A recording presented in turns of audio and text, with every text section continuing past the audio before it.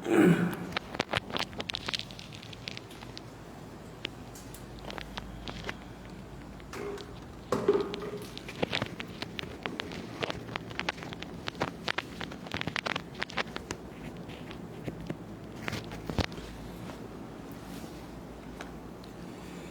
حضرة النبي المصطفى سيدنا محمد صلى الله عليه وآله وسلم ثم إلى أرواح آبائه وآله وأصحابه الكرام ثم إلى أرواح والدينا ومشايخنا ووالديهم وجميع المسلمين والمسلمات والمؤمنين والمؤمنات وإلى روح المؤلف هذا الكتاب شيء لله ولهم الفاتحة. أعوذ بالله من الشيطان الرجيم. بسم الله الرحمن الرحيم. الحمد لله رب العالمين الرحمن الرحيم مالك يوم الدين إياك نعبد وإياك نستعين اهدنا الصراط المستقيم صراط الذين أنعمت عليهم غير المغضوب عليهم ولا الضالين آمين. بسم الله الرحمن الرحيم الحمد لله رب العالمين وبه نستعين على أمور الدنيا والدين والصلاة والسلام على أشرف الأنبياء والمرسلين سيدنا ومولانا محمد وعلى آله وصحبه أجمعين. اللهم صل وسلم على سيدنا محمد محيي النفوس صلاة تسعدنا بها في جميع الدروس وعلى آله وصحبه وبارك وسلم. سبحانك لا علم لنا إلا ما علمتنا إنك أنت العليم الحكيم ولا حول ولا قوة إلا بالله العلي العظيم. رب اشرح لي صدري ويسر لي أمري واحلل عقدة من لساني يفقه قولي. اللهم علمنا ما جهلنا وذكرنا ما نسينا وانفعنا بما علمتنا واجعلنا من المخلصين. اللهم افتح قلوبنا في طلب العلم وارزقنا الإخلاص فيه والعمل به والنشر به حتى يأتينا اليقين. اللهم افتح قلوبنا فتوح العارفين وفقهنا في الدين وعلمنا التأويل وآتنا بفضلك أفضل ما تؤتي عبادك الصالحين واجعلنا من الذين يستمعون القول فيتبعون أحسنه. ربنا آتنا من لدنك رحمة وهيئ لنا من أمرنا رشدا. وصلى الله وسلم عليه وعلى آله والحمد لله رب العالمين. أما بعد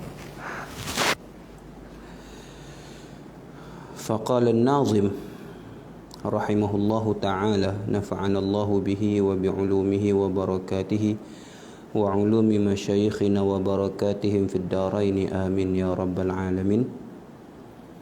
Kata Al-Imam Sayyidi Abil Barakat Ahmad bin Muhammad Ad-Dardir Al-Maliki Al-Azhari rahimahullahu ta'ala Qala fa'akthiran min dhikriha bil-adabi tarqa bihadha dhikri a'la rutabi wa ghalli bil khawfa 'ala ar-raja'i wa sir li maulaka bila tana'i wa jaddidi tawbata lil awzari la tay'asan min rahmatil ghaffari wa kun 'alal alaihi syakura wa kun 'ala balaihi sabura fa kullu amrin bil qada'i wal qadar wa kullu maqdurin fama 'anhu mafar fa kun lahu musliman kay taslama watba' sabilan nasi kinal ulama wa khallisil qalba minal aghyari bil jiddi wal qiyami fil ashari wal fikri wal zikri 'ala ad-dawami mujtaniban lisairil athami muraqiban lillahi fil ahwali litartaqi ma'alimal kamali wa qul bi dhullin rabbi la taqta'ni anka biqati'in wa la tahrimni min sirrikal abhal muzilil 'ama muzilil 'ama waqtim bi khairin ya rahimar ruhama. Kata Al-Imam Abil Barakat Ahmad bin Muhammad Ad-Dardir rahimahullahu ta'ala dalam matannya yang ke-59, katanya fa'akthiran min dhikriha bil adabi tarqa bihadha dhikri a'la rutabi.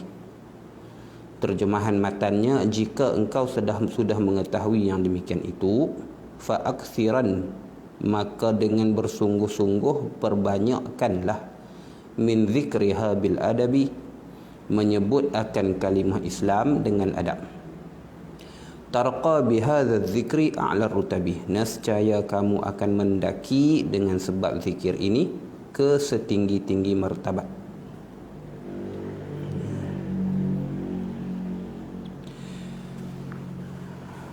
Baik, qala rahimahullahu taala, ni masuk dalam pembahagian yang terakhir dalam kitab kita lah, dalam matan Jawharatut Tauhid ni. Ni bahagiannya yang terakhir, iaitu Imam Dardir menutup nazam Kharidah Al-Bahiyah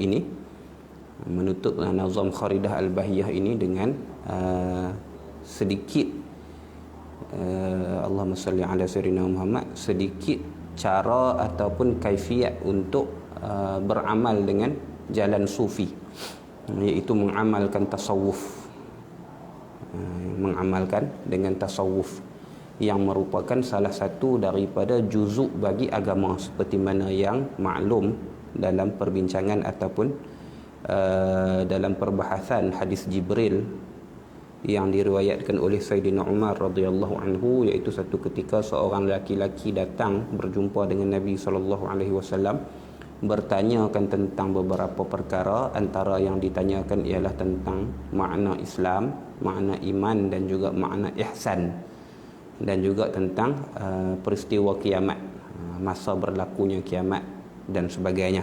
Hadis tu masyhur kan, hadis tu panjang. Kalau dalam matan Arba'un Imam Nawawi tu, di hadis yang kedua, qala Sayyidina Umar radhiyallahu anhu, bainama nahnu julusun 'inda Rasulillah sallallahu alaihi wasallam dhata yaumin idh tala'a 'alaina rajulun shadidu bayadi thawbi shadidu sawadi sya'ri la yura 'alaihi asarun minas safar wa la ya'rifuhu minna ahadun hatta yajlisa ila Nabi sallallahu alaihi wasallam fa asnada rukbatayhi ila rukbatayn Nabi sallallahu alaihi wasallam wa qala ya Muhammad akhbirni 'anil Islam. Qala an tashhada an la ilaha illallah wa anna Muhammadar Rasulullah wa tuqimus salah wa tu'tiyaz zakah wa tasumar ramadan wa tahujjul baita in istata'a ilaihi sabila. Qala sadaqta. Qala fa'ajibna lahu an yas'alahu wa yusaddiqahu. Qala fa akhbirni 'anil iman. Qala al imanu an tu'mina billahi wa malaikatihi wa kutubihi wa rusulihi wa bil yaumil akhir wa an tu'mina bil qadari khairihi wa murrihi hulwihi wa murrihi. Qala sadaqta. Qala fa akhbirni 'anil iman fa akhbirni 'anil ihsan. Qala an ta'budallaha ka'annaka tarahu. Hadis tu panjang lagi lah.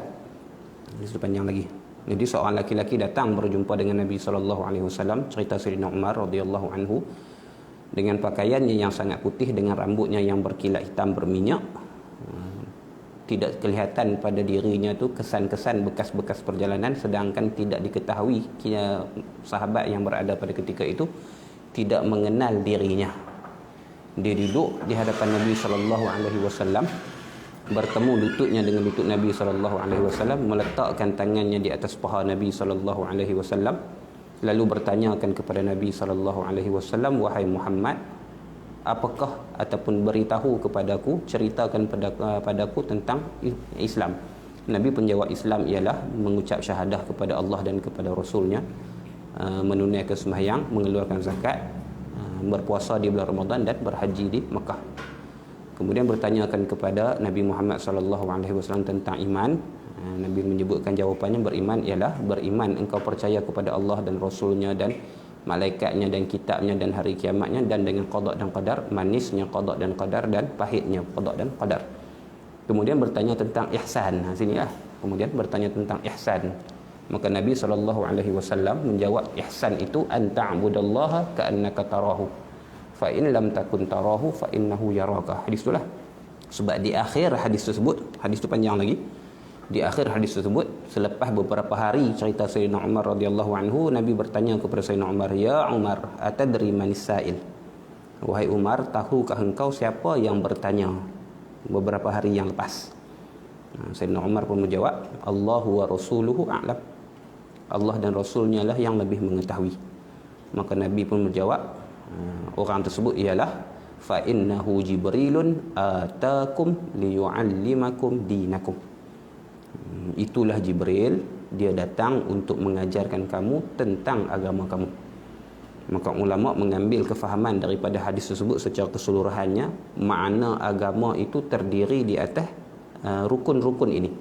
rukun imannya, rukun Islamnya, rukun ihsannya, dan juga ihtimam dengan ahwalul qiyamah sebagai rukun yang keempat, seperti mana kata Sayyid Al-Habib Abu Bakar Al-Adni hafizahullahu taala. Itu panjanglah, dan daripada hadis tersebut jugalah dipecahkan beberapa cabang ilmu tentang Islam yang dibahaskan dan yang dibincangkan dalam ilmu fiqh, ibadah dan sebagainya. Kemudian ilmu berkaitan dengan iman yang dibincangkan dalam kitab-kitab akidah seperti mana yang telah kita bacakan dan telah kita bincangkan dalam sepanjang pembacaan matan Kharidah Bahiyah ini. Dan yang ketiganya ialah ihsan. Maka daripada makna ihsan itulah, iaitu anta'budallaha ka'annaka tarahu.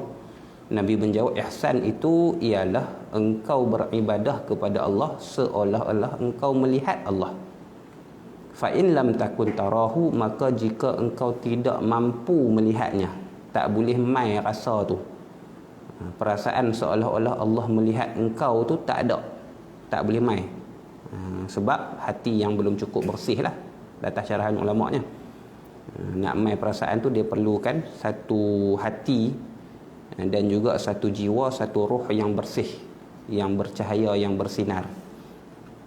Kalau ruh tu kotor, kalau hati tu kotor, kalau ada cemar-cemar, ada daki-daki dan ada debu-debu dalam hati tersebut, maka takkan mampu untuk menghadirkan rasa kita melihat Allah. Rasa bukan tengok sungguh. Kita dah mengaji dah dalam bab sebelum ni. Melihat Allah itu bagi mukminin harus di akhirat, tidak berlaku di dunia, melainkan bagi Nabi Muhammad sallallahu alaihi wasallam. Rasa engkau beribadah kepada Allah seolah-olah engkau melihatnya, seolah-olah ka'annaka tarahu.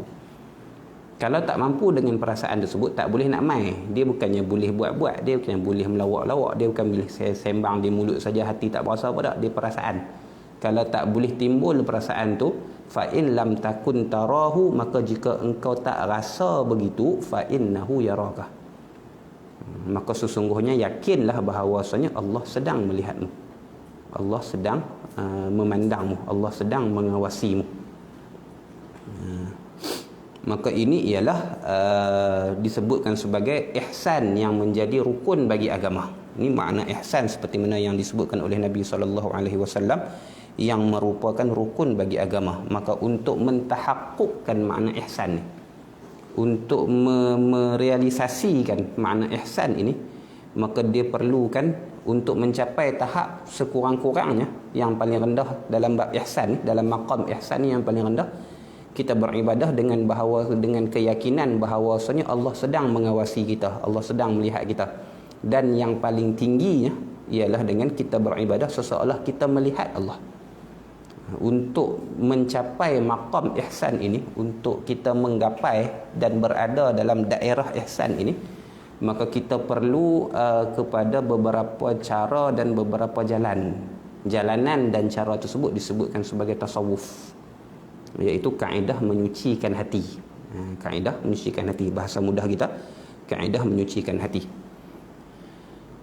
Maka kemunasabahan Imam Dardir meletakkan sedikit perbincangan tentang tasawuf ini, kalau dalam Kharidah Bahiyah ni secara khususnya, iaitu as-sayr ilallah, berjalan kepada Allah, menuju kepada Allah.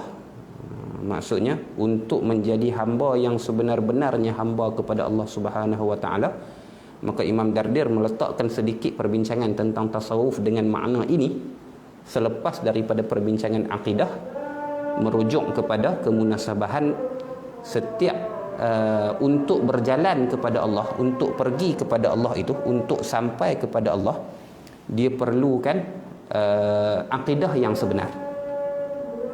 Sebab dengan akidah yang sebenar itulah barulah boleh dapat fa in lam takun tarahu fa innahu yaraka. Syaratnya untuk mendapat fa innahu yaraka tu, yakinlah bahawasanya Tuhan mengawasimu, Tuhan melihatmu. Untuk mendapatkan ke tahap itu dulu, tu maqam ihsan yang paling rendah, maka perlu kepada akidah yang sebenar.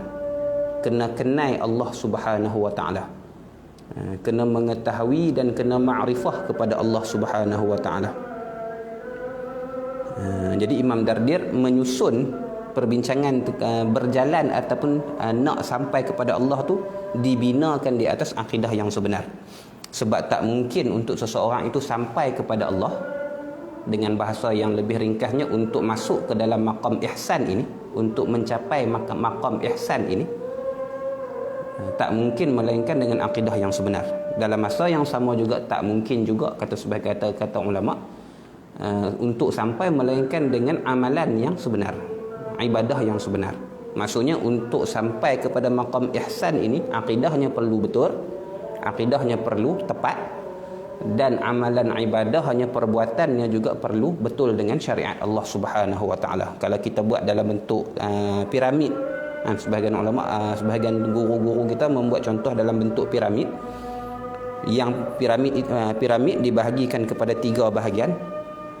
Tapak yang paling bawah tu ialah usuluddin, disebut sebagai usul agama, akidah lah.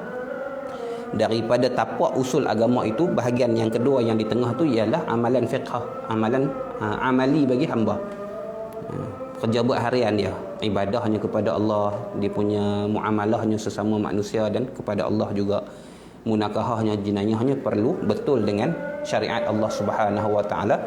Barulah dia boleh mencapai kemuncak, makna beragama, iaitu ihsan, dengan akidah yang sebenar, dengan amalan seharian, perbuatan yang betul dengan syariat Allah, dengan akidah yang sebenar, dengan syariat yang betul, barulah dia boleh mencapai ke taraf ihsan. Sebab tu ulama sebut, kata sebahagiannya yang masyhur ni ialah kata Imam Malik radhiyallahu anhu, man tafaqqaha wa lam yatasawwaf faqad tazandaqa. Man yatasawwaf wa man tasawwafa wa lam yatafaqqah faqad tazandaqa. Wa man yatafaqqah wa man tafaqqaha, dengan fi'il madhi, wa man tafaqqaha wa lam yatasawwaf faqad tafassaqa. Wa man jama'a ataupun wa man tafaqqaha wa tasawwafa faqad tahaqqaqa. Imam Malik radhiyallahu anhu berkata, man tasawwafa wa lam yatafaqqah, sesiapa yang bertasawuf, maksudnya hanya mementingkan amalan rohani, mementingkan tentang kebersihan dalaman saja, tasawwafa, menyucikan hati saja, walam yatafaqqah, sedangkan tidak memahami agama, tidak berfiqh, tidak mengamalkan syariat. Tafaqqaha kat sini 2 makna lah. Satu makna fiqhul akbar, dan yang kedua makna fiqhul asghar. Fiqh yang besar, fiqhul akbar, akidah lah, usuluddin. Dan fiqhul asghar lah, iaitu fiqh yang amalan seharian kita ni. Dia tidak mengamalkan dengan syariat, hanya mementingkan kepada tariqah saja. Dia tasawwafa walam yatafaqqah, maka Imam Malik kata faqad tazandaqa, sungguhnya dia telah berlaku zindiq. Dia ni orang yang tak beragama.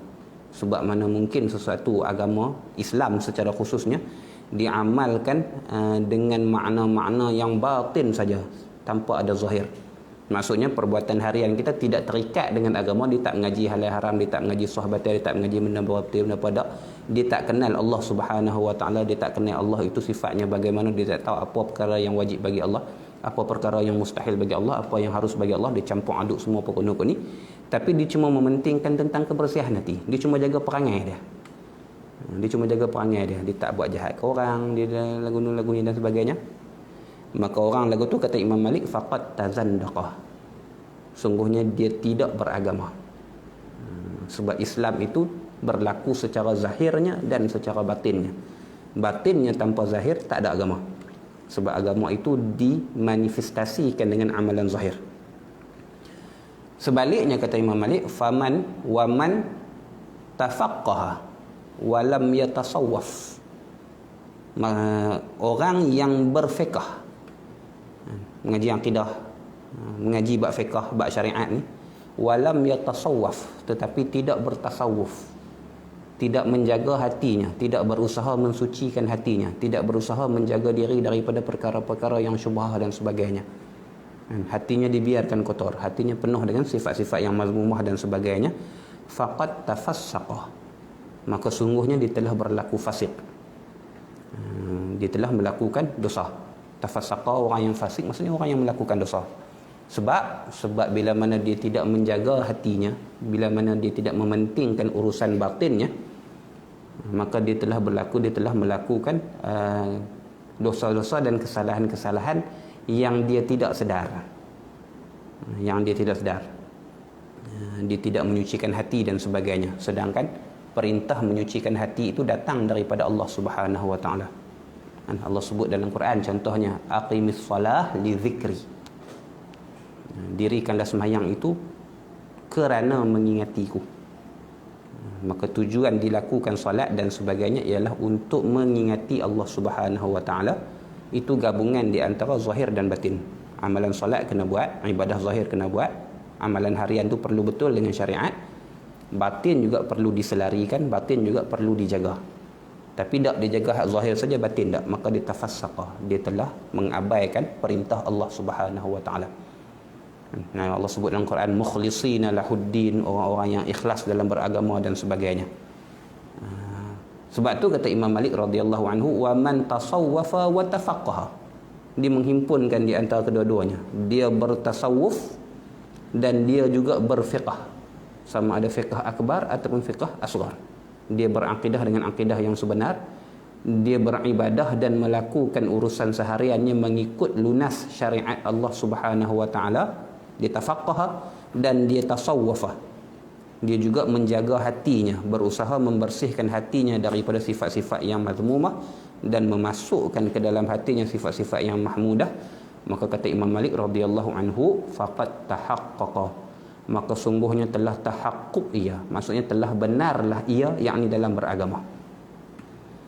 Telah benar ai fi tadayyunihi, dalam beragamanya, dalam amalan agamanya, dalam pengertian agamanya, dalam makna agamanya. Gitu. Maka situ kita nampak kemunasabahan di antara kenapa Imam Dardir rahimahullahu taala menutup nazam Kharidah Bahiyah beliau rahimahullahu taala dengan perbincangan tentang menyucikan hati. Perbincangan tentang perkara-perkara yang dilakukan untuk menyucikan hati supaya mencapai oleh hamba akan maqam ihsan yang dituntut dalam amalan beragama. Situ. Ini dia punya kemunasabahan dia. Maka kata Imam Dardir rahimahullahu taala, fa aksiran min zikriha bil adabi. Bait ini dia ada hubung kaitnya, dia ada ikatannya dengan bait yang sebelumnya, iaitu wa yantawi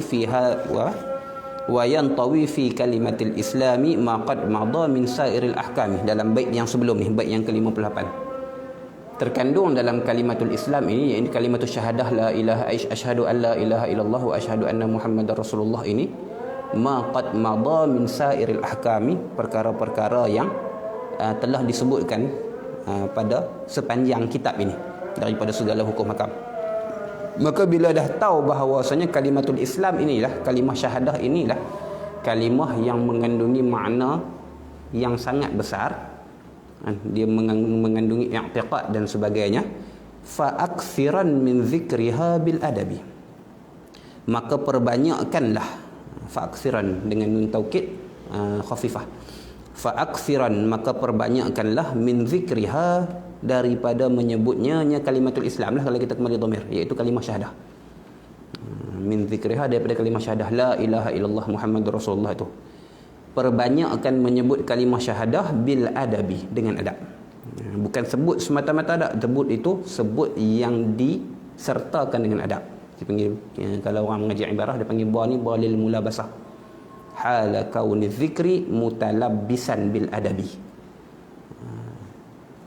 Banyak sebutan itu, memperbanyakkan sebutan itu bersepakai. Ini kalau bahasa orang mengaji pondok lah, bersepakai dengan adab. Maksudnya dia mesti sertakan dengan adab. Sertakan dengan adab. Ada adab dia lah. Dia ada, ni kena mengaji asing lah, dia ada ilmu asing tak, adabuz zikri. Boleh tengok dalam Ihya Ulumuddin pun ada, kalau dalam kitab Jawi kita dalam Sairus Salikin pun ada, dalam Bidayatul Hidayah pun ada. Kalau dalam kitab-kitab Jawi kita ada kitab yang khas, yang khusus, yang menceritakan tentang adab-adab zikir la ilaha illallah dan sebagainya. Banyaklah, kita tak bincangkan kat sini banyak. Dia ada adab yang qabliyah, sebelum daripada zikir, ada adab yang perlu dijaga. Ada adab yang ma'iyah ataupun musahabah, adab semasa berzikir, dan dia ada adab yang ba'diyah, adab selepas berzikir. Ini satu perbincangan khusus pula bagi orang yang masuk dalam bidang tariqah ataupun orang yang nak mengamalkan dengan zikir-zikir yang tertentu.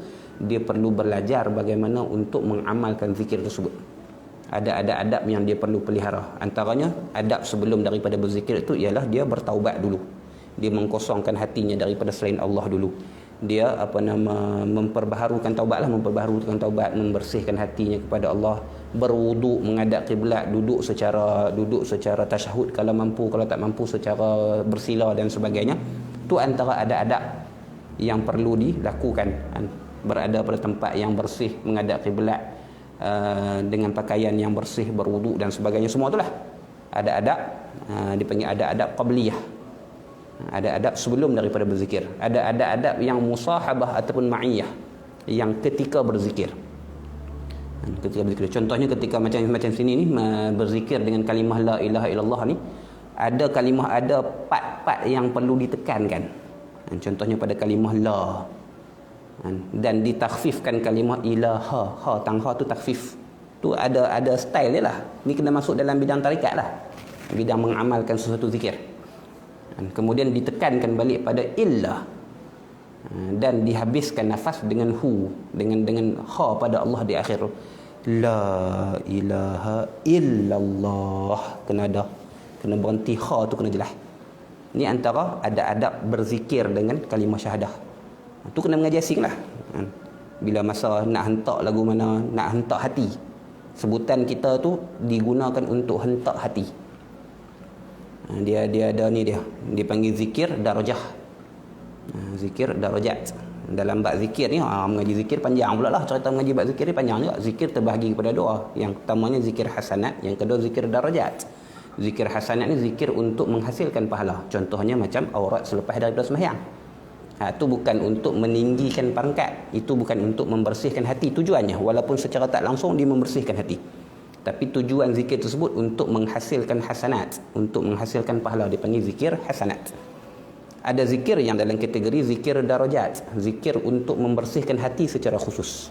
Sebab dalam satu hadis Nabi SAW bersabda, likulli syai'in saqalah, setiap sesuatu tu ada pengilat dia, ada polish dia. Ada kalau kita ni, kalau guru kami dulu disebut ada otosol dia. Tahu otosol? Nak bersih karat pada besi tu. Orang yang dulu pakai gerek basikal ataupun motor yang pakai kong tu, tak pakai sport rim tu, dia ada karat-karat pada tu, kita guna otosol lah untuk tunyuh dengan kain untuk menghilangkan kekaratan. Macam tu juga hati dia ada karat dia. Bila berdosa dan sebagainya ada titik hitam. Titik hitam tu bila banyak dia berkumpul, dan bila lama dia jadi berkarat, dia jadi payah nak hilang. Maka untuk membersihkan kekaratan hati tu, Nabi sebut likulli syai'in saqalah, setiap perkara itu ada pengilat dia, ada otosol dia. Ni kalau bahasa guru kami lah, ada otosol dia. Dia pun kaki motor juga, dia tahulah cerita bab ni. Ada, kalau kita ni sabun klorok macam tu lah, benda yang digunakan untuk membersihkan kotoran. Dan Nabi sebut wasaqalatul qalbi zikrullah, dan pembersihan hati itu, pembersih hati itu dengan zikrullah. Dan tidak ada zikir yang paling afdal melainkan zikir la ilaha illallah.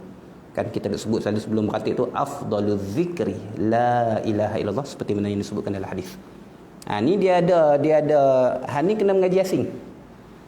Pengajian tentang zikir ni kena mengaji asing. Dia bukan boleh kita sembang lagu tu habis dalam tempoh 2-3 jam, tak. Diperlukan kepada step dan step. Ni kita rangkumkan untuk bagi nak bagi nampak dan nak bagi biasa dengar saja. Dia ada pengajian asing, dia ada kaedah dia ada tariqah dia ada kaifiat dia ada, dan dia ada adab dia. Gitu.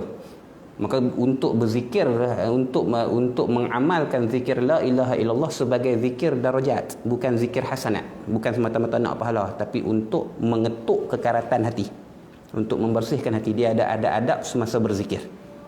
Adab sebelum zikir tadi ada, adab semasa berzikir pun ada. nafasnya, apa yang perlu dihadirkan dalam hatinya dan sebagainya. Antara yang biasanya zikir la ilaha illallah tu dengan tidak mengulangi Muhammadur Rasulullah melainkan pada akhir zikir. Kalau seorang-seorang ni kata sebahagian ulama, setiap kali 100 la ilaha illallah ditutupkan dengan Muhammadur Rasulullah. Setiap 100 tutup dengan Muhammadur Rasulullah. Tapi kalau zikir jama'i, zikir beramai-ramai ataupun satu kaifiat yang lain walaupun bersorangan, la ilaha illallah itu berterusan sampailah sekali nak tutup zikir baru tutup dengan Muhammadur Rasulullah. Itu sebutan. Adapun dalam hati ada dua. Semasa berzikir itu, adab semasa berzikir itu sama ada dia hadirkan makna la ilaha illallah dalam hati ataupun dia hadirkan zikir Muhammadur Rasulullah dalam hati. Jadi mulut sebut la ilaha illallah, dalam hati sebut Muhammadur Rasulullah satu, ataupun semasa sebut la ilaha illallah tu dia hadirkan makna-makna yang terkandung di dalam makna la ilaha illallah tu dalam hati dia, dihadirkan, dia istihdar. Dan banyak lagi lah ada semasa berzikir ni. Ada semasa berzikir ni, dia ada cara hangguk dia, bukan mengikut suka hati dia, dia ada cara hangguk dia. La kepala tang mana, ila kepala tang mana, illa kepala tang mana, Allah kepala tang mana. Dia ada cara letak dia. Tu berbeza tariqah, berbeza cara zikirnya. Berbeza tariqah, berbeza cara zikirnya. Dan banyaklah cabang-cabang ataupun kaedah-kaedah yang disusun dalam tariqah masing-masing, banyak. Tu zikir ma'iyah ataupun zikir musahabah. Ada adab musahabah, adab semasa berzikir, dan dia ada adab ba'diyah, adab selepas berzikir. Lepas pada berzikir tu dia kena tarik nafas panjang. Tu contohnya lah, ni antara adab dia. Habis tutup zikir, tarik nafas panjang, tarik nafas panjang, tahan, kemudian tafakur. Sebab biasanya selepas daripada zikir darajat, dia akan ada warid, akan ada benda yang masuk dalam hati, akan ada ilham ataupun akan ada kefahaman yang berada dalam hati kita, dan dengan kefahaman itulah kita meneruskan. Kadang-kadang dapat kefahaman daripada sudut tawakal, dia main rasa tawakal, maka kena ada cara macam mana nak mengamalkan tawakal tu. Kadang-kadang main warid itu disebut sebagai waridat, kedatangan nur-nur ilahi ke dalam hati selepas daripada kita berzikir. Kadang-kadang dia main tentang waridat, tentang zuhud, maka dia ada cara pengamalan zuhudnya. Ada yang main tentang ma'rifah, ada yang main tentang kefahaman terhadap sifat-sifat Allah ataupun asma'-asma' Allah. Waridat tu datang, dan waridat setiap seorang tak samalah. Sebab tu sebahagian ulama sebut man laisa lahu wirdan laisa lahu waridan. Siapa yang tak ada wirid, siapa yang tak ada amalan dia, amalan kelaziman yang jadi darah daging dia, maka dia tak akan dapat warid. Setiap satu benda zikir yang nak diamalkan sebagai zikir darajat, dia perlu dilakukan secara wirid. Maksudnya perlu dijadikan darah daging dia. Ni antara adab selepas daripada berzikir. Dia kena jangan minum air lagi dan sebagainya. Sekurang-kurangnya kata sebahagian ulama, contoh macam Imam Sawi sebut dalam hasyiah dia, jangan minum selepas daripada setengah jam, lagi lama lagi panjang dan sebagainya. Sebab zikir itu sesuatu yang panas, mempanaskan badan, dan benda itulah yang membantu untuk tafakur dalam tafakur, untuk merongkai waridat yang datang dalam diri selepas daripada berzikir dan sebagainya. Tarik nafas, habis nafas itu baru hembus, baru tutup dengan Muhammadur Rasulullah dan sebagainya. Tu antara adab-adab berzikir dengan kalimah la ilaha illallah. Banyak. Kita tak boleh nak bincangkan secara detail dalam masa kita sekarang ni. Dia kena pengajian khusus, dia kena masuk dalam bidang tariqah dan sebagainya. Banyak cerita. Mudahnya perbanyakkanlah walaupun secara zikir hasanat. Silakan. Sebab tu Imam As-Sanusi rahimahullah ta'ala di akhir matan Sanusi dia, matan Ummu Ibrahim dia, mengatakan perbanyakkanlah sebut zikir la ilaha illallah ni sampai dia menjadi darah daging dalam diri. Sebab zikir la ilaha illallah ni secara khususnya, dan zikir-zikir yang lain secara amnya, dia akan memberi kesan pada karakter dan juga peribadi seseorang. Orang yang tidak ada wirid, orang yang tak ada wirid langsung, dia apa pun tak. Bukan wirid ni maksudnya lepas mayang tak, dia tak ada amalan khusus yang dia bawa menjadi darah daging dia, maka dia punya perangai dia sukar untuk jadi elok. Dia jadi kasar, dia jadi loklak, dia jadi keras hati dan sebagainya. Sebab hatinya tak dilembutkan dengan zikir yang menjadi wirid. Sebab tu kena perbanyakkan sebut. Banyak ni banyak mana? Fa'akthiran, banyak mana? Ada dua qaul. Di sisi fuqaha sekurang-kurang banyak itu 300 kali sehari. Di sisi fuqaha 300 kali. Di sisi sufiyah, di sisi ulama sufi, sekurang-kurang banyak, nak boleh kata banyak tu 12,000 sekali. 12,000 sehari. 12,000 sehari. Jadi pilihlah, kita nak ambil qaul fuqaha 300 lah. Hak ni lekeh lah. Hak ni lekeh-lekeh pun tak boleh buat. Tapi nak dikatakan banyak, aku banyak sebut la ilaha illallah, aku banyak sebut selawat, banyak mana? Sehari dah sampai 300 kali tak? Kalau tak sampai 300 kali, minimum 300 kali, tak boleh kata banyak. Aku istighfar banyak sehari, lah banyak mana? Banyak mana? Kalau kurang daripada 300, maka tak dinamakan banyak di sisi fuqaha. Kalau di sisi fuqaha pun tak kata banyak, di sisi sufiyah lagi tak lah. Sebab sufiyah mengatakan sekurang-kurang banyak itu 12,000 kali sehari. 12,000 kali sehari semalam. Ni baru jadi wirid. Ni baru dikatakan sebagai wirid, baru dikatakan sebagai zikir.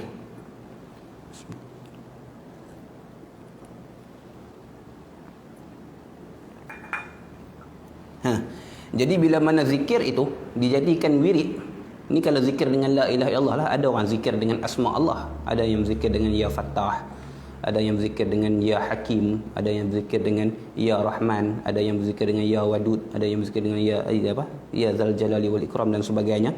Ada yang menggunakan asmaul azam, ada yang menggunakan macam-macam lah. Pilihlah, terpulanglah.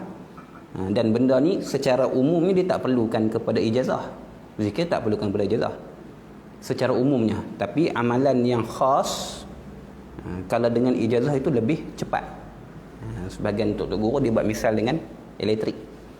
Kita pasang lampu apa ni, tak ada karan, lampu tak nyala, gitulah, dia lambat. Tapi kalau kita ada sanadnya, kita ada ijazahnya sebagainya, seolah kita telah mengalirkan karan masuk dalam wayar tu.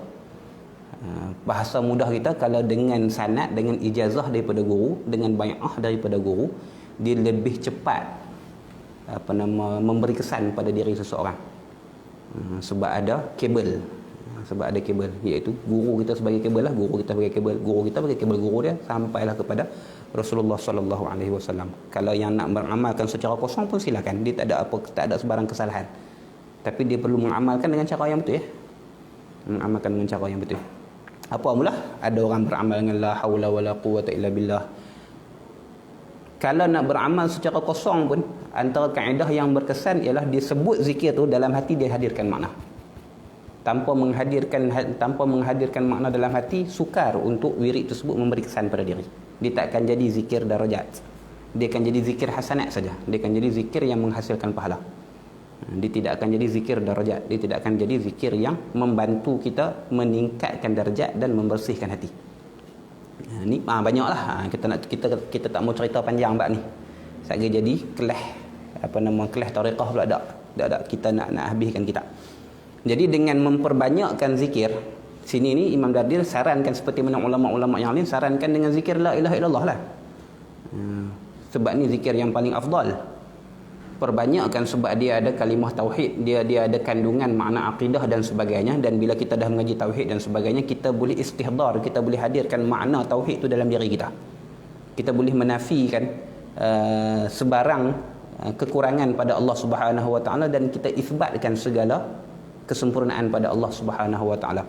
Perbanyakkan zikir dengan adab-adabnya, adab sebelum zikir, semasa berzikir dan selepas berzikir. Tarqa bihadza zikri. Ini syarat kepada zikir darajat. Nescaya mendaki engkau, nescaya naik engkau. Bihadza zikri, dengan zikir ini, zikir la ilaha illallah ni, dengan sebab zikir ini kita jadikan wirid sehingga menjadi sedarah sedaging dengan kita ni, naik a'la rutabi, setinggi-tinggi rutbah, setinggi-tinggi darjat, setinggi-tinggi darjat. Setinggi-tinggi darjat ni iaitu berperangai dengan perangai yang terpuji. Hasil zikir yang memberi kesan pada hati, yang akan melembutkan hati, yang akan mengeluarkan sifat mazmumah dan memasukkan sifat mahmudah. Itu secara mudahnya. Maka akan hasil natijahnya, pangkat yang paling tinggi ialah dengan dizahirkan dengan perangai yang elok. Dipanggil akhlak al-Muhammadiyah. Apa dia akhlak Muhammadiyah? Quran lah. Segala akhlak, segala ciri yang disebutkan dalam Quran. Kan Sayyidatina Aisyah radhiyallahu anha sebut dalam satu hadis, bila ditanyakan apakah akhlak Rasulullah, maka Sayyidatina Aisyah kata, kana khuluquhul Quran. adalah akhlak Nabi SAW ialah Quran, iaitu apa yang ada dalam Quran. Ini dipanggil akhlak Muhammadiyah. Maka ni a'la rutabi. Itu. Maka darjat dan pangkat rohani seseorang juga berbezalah antara satu sama lainnya tu. Serendah-rendah pangkat rohani seseorang tu yang eloklah ialah di mana dia mencela dirinya atas kesalahan yang dia lakukan. Dipanggil nafsu. Kalau bincang bab nafsu, dia nafsu lawamah, ammarah bisu, tolak tepi. Itu memang nafsu yang tidak ada sebarang kebaikan. Sekurang-kurangnya dikenal ada pada martabat lawamah, nafsu lawamah, nafsu yang mencela diri atas kesalahan yang dia lakukan dan kehilangan peluang yang dia lepaskan. Dipanggil nafsu lawamah. La uqsimu bin nafsil lawamah, Al-Quran. Apa makna nafsu lawamah? Lawamah makna mencela. Apa makna mencela? Iaitu dia mencela dirinya atas kesalahan yang dia buat. Dia buat salah lagi, tapi dia mencela dirinya atas kesalahan yang dia buat. Lagi pula dia mencela dirinya atas peluang-peluang yang dia lepaskan. Tapi ini ada waktu isyraq dia tak mayang duha contohnya, dia cela diri dia. Qabliyah zuhur tak buat, dia cela diri dia dan sebagainya. Situ. Kalau amarah bisu dak, dia tak beli bab tu. Jadi kalau kita tak pernah rasa menyesal dengan peluang yang kita lepaskan, tak pernah rasa takut dan tak pernah rasa menyesal dengan dosa yang kita lakukan, itu menunjukkan kita masih lagi berada pada taraf amarah bisu. Sebaliknya, bila kita dah mula merasa menyesal dengan dosa yang dilakukan, salah lajak buat dan sebagainya, maksudnya dia masih lagi melakukan dosa, dia masih lagi belum kekal untuk berbuat kebaikan, tapi setiap kekurangan tersebut dia mencela dirinya, maka dia masuk dalam kategori nafsul lawamah. Daripada situ barulah dia boleh masuk ke dalam nafsu mutmainnah. Sebagian ulama memisahkan lagi sebelum nafsu mutmainnah itu kepada nafsu mulhamah, nafsu diri roh yang menerima ilham daripada Allah dan malaikat. Ilham kebaikan tu tak apalah, tu perbincangan tentang maratib nafsu pula, sampailah kepada radiyah mardiyah kamilah tu tak apa. Tapi sekurang-kurangnya martabat yang elok, martabat yang dikehendaki sekurang-kurangnya, iaitu martabat lawamah. Ini adna rutbah, adna rutab ataupun adna rutbah, yang paling rendah. Dia akan mencela dirinya. Dan dia akan naik bila mana dia berterusan benda tu. Lama-lama bila dia mencela dirinya, dia akan menjaga dirinya, dia akan lebih menjaga dirinya dan sebagainya, barulah dia masuk dalam nafsu mutmainnah, nafsu yang konsisten dalam melakukan kebaikan. Masuk dalam nafsu mutmainnah, barulah dikira sebagai hamba Allah, seperti mana yang disebutkan oleh Allah dalam Quran, ya ayyatuhan nafsul mutmainnah irji'i ila rabbiki radiyatan mardiyah fadkhuli fi ibadi wadkhuli jannati. Wahai pemilik-pemilik nafsu yang sejahtera, irji'i ila rabbiki radiyatan mardiyah, kembalilah kepada Tuhanmu dalam keadaan redha lagi diredai. Fadkhuli fi ibadi, masuklah di kalangan hamba-Ku. Maka ulama menyebutkan bahawasanya mereka yang tidak berada pada nafsul mutmainnah, dia tak termasuk dalam golongan yang diterima Allah sebagai hamba. Wadkhuli jannati, kalau masuk dalam kategori dalam golongan hamba Allah, maka masuk syurga, dan masuklah ke dalam syurga-Ku. Ini perbincangan tentang nafsu panjanglah. Ini perbincangan yang asas. Perbincangan yang asas dalam bidang thariqah. Dia tak masuk lagi dalam penghayatannya dan sebagainya. Kita tak sentuh lagi pun bab tu. Dia punya ahwal dia punya maqamatnya, dia punya keadaan, situasi dan sebagainya, tak masuk lagi. Nak cerita pasal maklumat asas saja. Martabat yang paling rendah lawamah, martabat yang paling tinggi a'la rutab ni, iaitu martabat siddiq. Dia panggil maqam ihsan dia lah. Dia panggil rutbah siddiqiyah. Itu yang paling tinggi. Siapa dia yang berada pada rutubah siddiqiyah ni? Sayyidina Abu Bakar radhiyallahu anhu. Ulama menyebutkan bahawasanya sekiranya boleh terangkat lagi daripada siddiqiyah, dia akan jadi kepada maqam nubuwah. Cuma tak boleh lah. Walam takun nubuwatun muktasabah, seperti mana yang disebutkan oleh Imam Laqani dalam Jawharah Tauhid. Tapi martabat yang sebelum daripada nubuwah ialah martabat siddiqiyah. Martabat siddiq, membenarkan apa saja yang datang daripada Allah dan Rasul.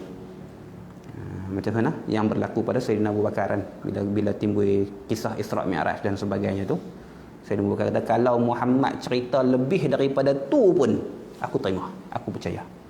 Apa saja yang datang daripada Allah dan Rasul, terima bulat-bulat. Tu setinggi-tinggi mangkat siddiq, pangkat siddiq. Sebab tu dalam satu hadis yang lain Nabi sebut, sekiranya ditimbang iman Abu Bakar dengan seluruh iman manusia yang lain, la rajaha iman Ibn Bakar, iman Abi Bakar, pasti akan lebih berat iman Abu Bakar. Kalau ditimbang iman Abu Bakar sebelah dengan iman seluruh umat, la rajaha iman Ibn Abi Bakar, iman Abi Bakar, pasti lebih berat iman Abu Bakar. Ni martabat siddiq. Itu a'la rutab. Maka martabat siddiq inilah yang dimasukkan dengan maqam ihsan. Dengan martabat siddiq inilah, hamba tersebut mencapai maqam ihsan. Maqam ihsan yang disebutkan oleh Nabi SAW ada dua. Tadilah an ta'budallah ka'annaka tarahu, satu. Fa in lam takun tarahu fa innahu yaraka, dua. Engkau beribadah kepada Allah seseolah engkau melihatnya. Seseolah engkau melihatnya. Ni satu maqam. Ini maqam yang tertinggi. Dia panggil maqam musyahadah. Maqam musyahadah. Maqam menyaksikan Allah. Fa in lam takun tarahu fa innahu yaraka. Sekiranya kamu tidak mampu untuk menghadirkan rasa sebegitu, tak sampai maqam lagi. Ini baru betul makna tak sampai maqam lagi. Bukan hak kita duk buat main, duk troll orang, duk peleceh orang, tak. Ni baru betul. Tak sampai maqam tu lagi. Fa innahu yaraka, maka yakinlah bahawasanya Tuhan sedang mengawasimu, Tuhan sedang melihatmu. Ini panggil maqam muraqabah. Maqam muraqabah. Gitu. Banyaklah cerita pasal maqam ni, tak habis. Boleh cerita sajalah, kita tak sampai lagi. Kita tak sampai lagi. Nak kata duduk dalam nafsul mutmainnah, ada lagi dosa duk buat, ada lagi salah duk buat, ada lagi amalan sunat yang tak dilakukan. Masuk dalam mutmainnah lagu benar. Dosa duk mengaku. Dia bukan ahwal sufi ataupun tariqah dan tasawuf ini, dia bukan benda yang berada di bibir mulut. Dia pengamalan, dia ahwal di keadaan seseorang, di situasi seseorang dan sebagainya. Duk sembang dengan mulut ni boleh sembang sampai naik ke langit lah. Tapi kalau tak sejajar dengan perbuatan dia, tak, tu dakwa yang dusta. Dakwa yang dusta. Tu panjang cerita tu, tak payah habis.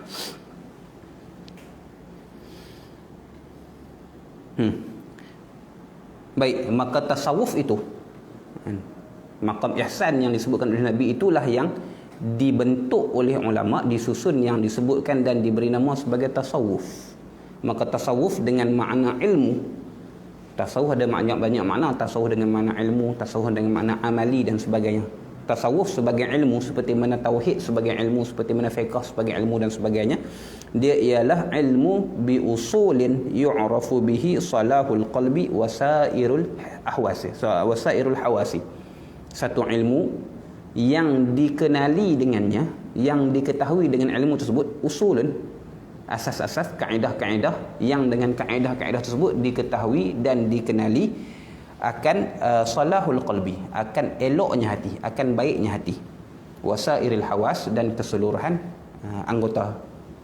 Dengan ilmu, dengan kaedah-kaedah ni, dengan ilmu ini, dengan kaedah-kaedah ini akan membantu, akan dikenal pasti dengan kaedah-kaedah ini mana hati yang baik, mana hati yang elok, dan mana anggota yang elok pada amalan perbuatannya.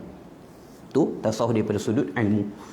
Adapun tasawuf daripada sudut pengamalan, seperti mana yang disebutkan oleh Al-Imam Dardir sendiri dalam syarah dia, ialah al-akhdhu bil ahwat minal ma'murat wajtinabil manhiyat. Satu, al-akhdhu bil ahwat, mengambil pendekatan ahwat yang paling cermat, mengambil pendekatan yang paling cermat, minal ma'murat, daripada perintah-perintah Allah. Yang sunat tu bagaikan wajib dah, ini dia panggil ahwat. Benda yang sunat itu dilakukan seolah-olahnya dia wajib, maksudnya takkan tinggal lah. Kalau benda hak sunat pun macam wajib, hak wajib lebih tinggi lah. Tak ada lah istilah yang lebih tinggi tu, tapi kalau yang sunat itu dianggap sebagai yang wajib, ini dipanggil ahwat. Maka yang wajib tu lebih tinggi daripada maknanya yang sebenar. Ini dipanggil al-akhdhu bil ahwat minal ma'murat wajtinabin nawahi. Begitu juga dalam menjaga diri daripada perkara-perkara yang dilarang. Yang makruh tu seumpama haram dah. Maka yang haram tu lebih-lebih lagi dijaga. Itu. Dan juga wal iqtisaru 'ala ad-daruriyat minal mubahat. Dan membataskan diri sekadar keperluan saja daripada urusan perkara-perkara yang harus. Benda tu harus, tapi kalau dia tak perlukan dia tak buat. Ni tasawuf amali. Dia sangat memelihara perkara yang disuruh oleh Allah dan sangat menjaga perkara yang dilarang oleh Allah. Hattanya benda yang sunat itu dirasakan bagaikan wajib dan perkara yang makruh itu dirasakan bagaikan haram. Satu. Ini dipanggil al-akhdhu bil ahwaq. Begitu juga dia membataskan dirinya apabila melakukan perkara yang harus dilakukan sekadar keperluannya saja. Sekadar daruriyat dia saja, benda yang dia perlukan saja. Hal lebih dari itu dia tak ambil. Ini dipanggil tasawuf amali. Tasawuf amali. Ini disebut sebagai tariqah. Ini asal makna tariqah. Ini asal makna tariqah. Menjaga diri dengan melakukan benda yang disuruh oleh Allah semampu-mampunya dan mengelakkan diri daripada perkara yang dilarang oleh Allah semampu-mampunya dan membataskan diri daripada segala perkara yang harus dengan kadar yang diperlukan saja. Sebab tempat berehat yang sebenar, tempat lazat yang sebenar ialah selepas daripada mati. Di dunia ni tempat beramal, di dunia tempat cari bekal. Ni sikap pengamal tariqah yang sebenar. Hak orang buat lagu mana sudah kira lah. Hak orang buat lagu mana sudah kira. Hak tu banyak cacat celah dan sebagainya. Orang biasalah. Ini nak kita bincang daripada sudut yang disebutkan oleh alim ulama. Yang disebutkan oleh alim ulama.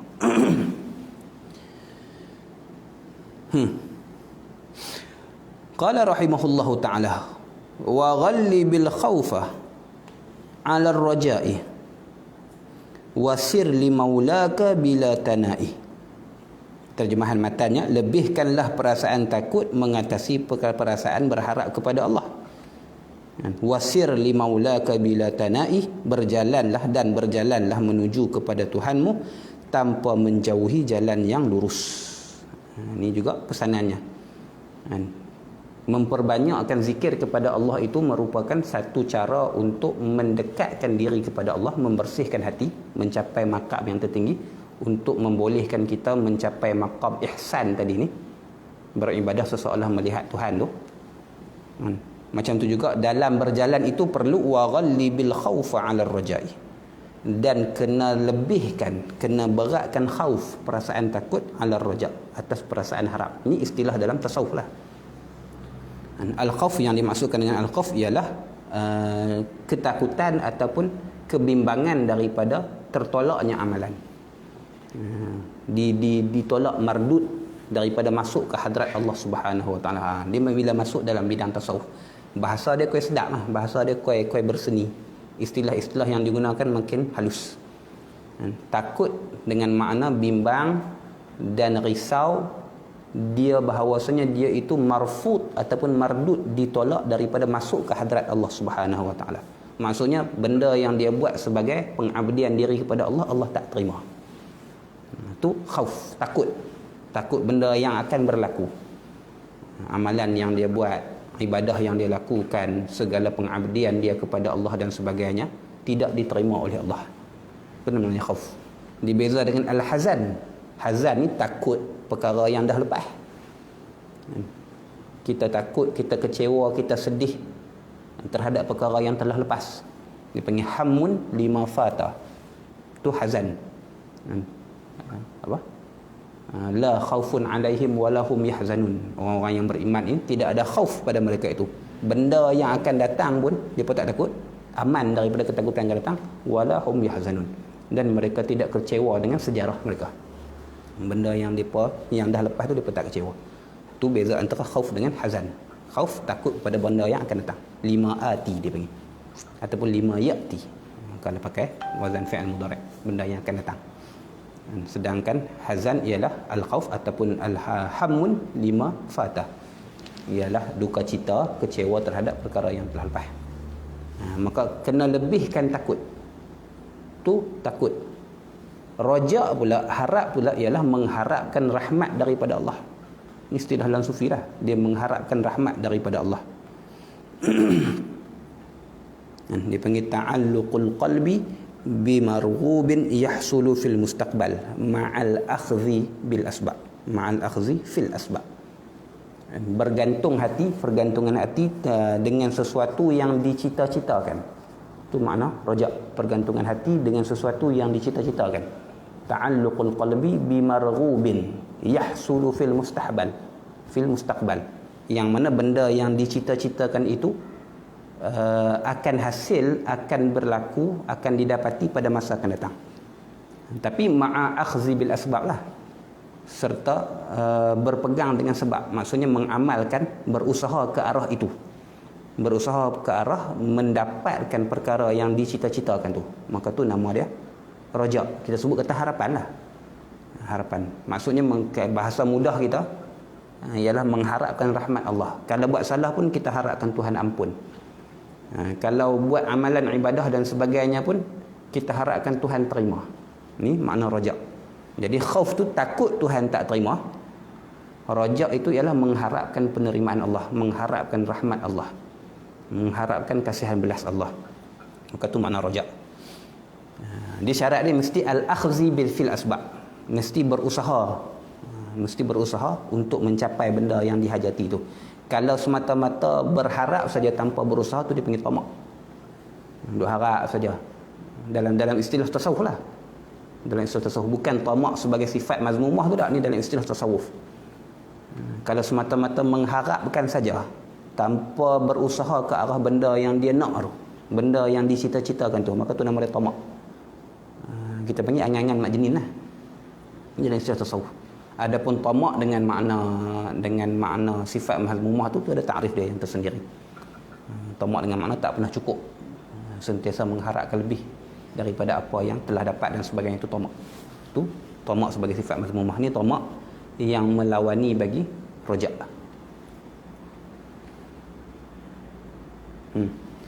Habis, maka antara jalanan dalam bidang kesufian juga, antara jalanan dalam bidang tariqah juga ialah dia melebihkan rojak, dia melebihkan khauf di atas rojak. Kedua-duanya perlu, tapi tengok ahwal seseorang, tengok keadaan seseorang.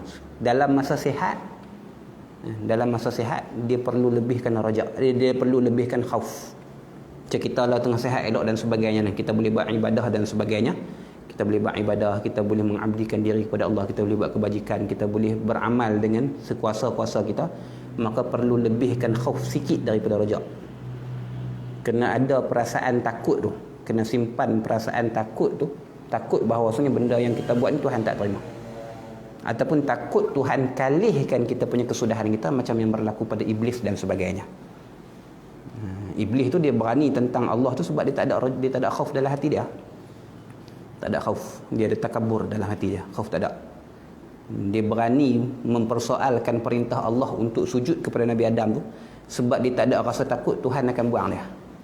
Tak ada rasa takut tu. Yang ada dalam hatinya ialah takabur, sombong diri, yakin diri dengan apa yang dia ada. Itu. Maka untuk dalam situasi orang yang sedang berada dalam keadaan baik, orang yang sihat, orang yang boleh beramal ibadah, orang yang boleh melakukan kebaikan dan sebagainya, dia kena juga bina dan simpan perasaan khauf dia lebih daripada rojak sikit. Jangan sampai tak ada rojak langsung, jangan takut. Kalau takut tu hak tu jadi taik konspirasi tu, hak tu yang jadi pakat duk gila cerita pasal apa nama dunia nak kiamat dan sebagainya, tu takut rojak. Tak bukan sampai tu. Dia kena ada khauf dan rojak. Ulama kata sepatutnya untuk berjalan kepada Allah ini, untuk sair ilallah, khauf dan rojak tu ibarat dua sayap bagi kita. Kena ada dua belah. Kalau sebelah timpang. Cuma dalam keadaan sihat maka lebihkan khauf. Sebaliknya dalam keadaan sakit, dalam keadaan tak mampu, dalam keadaan teruzur dan sebagainya, maka pada ketika itu lebihkan rajak. Mengharapkan keampunan Allah Subhanahu Wa Taala, mengharapkan Tuhan menerima keuzuran kita, mengharapkan Tuhan memahami dan juga mengharapkan Tuhan tidak menyiksa kita atas kelemahan kita. Itu pada ketika sakit dan sebagainya, pada ketika sakit, pada ketika nak mati, pada ketika teruzur daripada melakukan sesuatu kebajikan dan sebagainya. Nampak kesempatan depan mata tapi tak ada, tak boleh buat, sebenarnya teruzur. Nampak sedekah, nampak tabung sedekah contohnya, tak ada duit langsung dalam pakit. Maka pada ketika tu lebihkan Rojak contoh situasi. Tak ada duit dalam paket, tak ada ni, sekupang pun tak ada. Bukan ada 100 sayang nak bulan tu, tak ada. Jadi peluang kebaikan dapat ada, orang lalukan tabung depan kita tapi tak ada duit. Orang minta RM1 2 kat kita untuk beli makan, tak ada duit, kita sendiri tak ada duit, tak bawa duit dan sebagainya, tak ada duit dan sebagainya lah. Tambah kalau lepas ni kita pergi kepada cashless, tak ada pakai duit tunai semua, pakai swipe card semua tu, tak ada duit dalam paket. Peluang kebajikan ada, tapi kita teruzur daripada melakukan kebajikan itu, maka ketika tu lebihkan rojak, lebihkan rasa, mudah-mudahan Tuhan mengampuni kita, Tuhan menerima keuzuran kita, Tuhan tidak menyeksa kita dan Tuhan tidak membebankan kita dengan sesuatu yang kita tidak mampu pada ketika tu. Adapun pada ketika sihat, pada ketika ada kemampuan buat ibadah dan sebagainya, maka kena lebihkan sikit khauf, iaitu takut Tuhan tak terima. Buat dengan perasaan takut Tuhan tak terima, maka kita akan lebih berhati-hati dalam melakukan ibadah. Kita akan lebih berhati-hati dalam melakukan setiap perkara kebajikan yang kita buat. Kita akan jaga hati kita supaya lebih ikhlas, kita akan jaga hati kita supaya tidak ada riak, takabur, ujub, sum'ah dan sebagainya, tak ada. Sebab takut kalau ada benda tu, takut Tuhan tak terima. Maka ketika buat kebaikan, ketika dalam keadaan nikmat, ketika dalam kesihatan, ketika dalam kemampuan, maka kena lebihkan sikit khauf. Barulah ibadah kita lebih berkualiti, barulah kebajikan kita tu lebih berkualiti. Sebaliknya dalam keadaan tak mampu, dalam keadaan sakit, dalam keadaan hampir kepada mati, dalam keadaan teruzur dan sebagainya, lebihkan khauf, lebihkan rojak, lebihkan pengharapan kepada Allah, mengharapkan ihsan daripada Allah, mengharapkan rahmat daripada Allah, mengharapkan kasihan belas daripada Allah, mengharapkan Tuhan terima keuzuran kita dan sebagainya. Ala kulli halnya, kedua-dua khauf dan rojak ini ia perlu diseiringkan. Cuma dalam keadaan yang tertentu lebihkan khauf di atas rojak, dalam keadaan yang lain lebihkan rojak di atas khauf. Tu maksud dia. Gitu.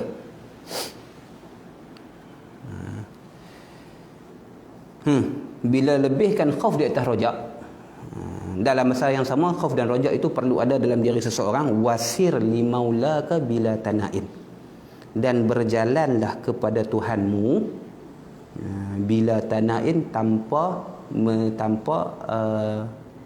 menjauhi jalan yang betul, tanpa menjauhi jalan yang betul. Bila tanain ay bila taba'udin anit tariqil mustaqim, tanpa menjauhi daripada jalan yang lurus. Maksudnya jangan menyimpang, jangan melencong dan sebagainya. Berjalanlah kepada Tuhanmu dengan jalan yang lurus maksudnya. Ini istilah dalam ilmu tasawuf lah, berjalan kepada Allah. Berjalan kepada Allah tu ibarat daripada ta'alluqul qalbi billahi ta'ala ma'a mukhalafatin nafsi fi syahwatiha. Tu maksud berjalan kepada Allah. Inni dhahibun ila Allah, kata Nabi Ibrahim AS dalam Quran. Maksud as-sair ila Allah, maksud berjalan kepada Allah itu ialah pergantungan hati kita dengan Allah Subhanahu wa taala, dalam masa yang sama kita menyalahi segala kehendak syahwah. Ini maksud berjalan, bukan berjalan kaki, tak, berjalan hati. Berjalan hati untuk masuk ke hadrat Allah. Ini semua bahasa-bahasa tasawuf. Ini semua istilah-istilah dia. Kena mengaji kan tu. Kena mengaji istilah-istilah sufi dalam bab ni, baru kita boleh faham maksud murad mereka. Maka as-sair ila maulana ni, berjalan kepada Tuhan kita ni, maksudnya ialah pergantungan hati kita, ta'alluq hati kita, pergantungan hati kita dengan Allah Subhanahu wa taala, serta kita menyalahi segala kehendak syahwat kita. Maka ini yang dimaksudkan dengan as-sair ila Allah. Ini yang dimaksudkan dengan berjalan kepada Allah. Berjalan kepada Allah. Maka ini merupakan tuntutan kewajipan lah. Kita tak boleh kekalkan, biarkan diri kita dalam keadaan nafsu ammarah bisu' sampai mati. Tak boleh, salah. Wajib membersihkan hati daripada sifat mazmumah dan wajib memasukkan sifat mahmudah dalam hati. Benda tu kena buat. Kena buang segala rasa hasad, segala rasa takabur, segala rasa sum'ah, segala rasa riak, segala rasa hubbul jah, segala rasa hubbul riyasah, segala rasa benda-benda tu lah.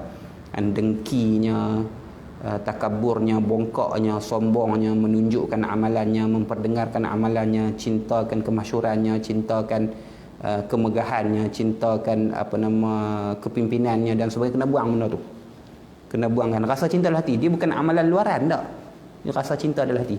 Nak jadi pemimpin, nak jadi masyhur, nak jadi orang yang laku cakap dia. Dia panggil hubbul jah. Hubul jah ni cakap laku. Sukakan orang cakap, kita orang dengar. Tu juga satu penyakit mazmumah nanti, kena buang benda tu. Termasuk dengan bongkak, takabur, riak dan sebagainya. Bukan salah jadi pemimpin tak, salah cintakan kepimpinan tu salah. Masyhur tak salah, cintakan kemasyhuran tu salah.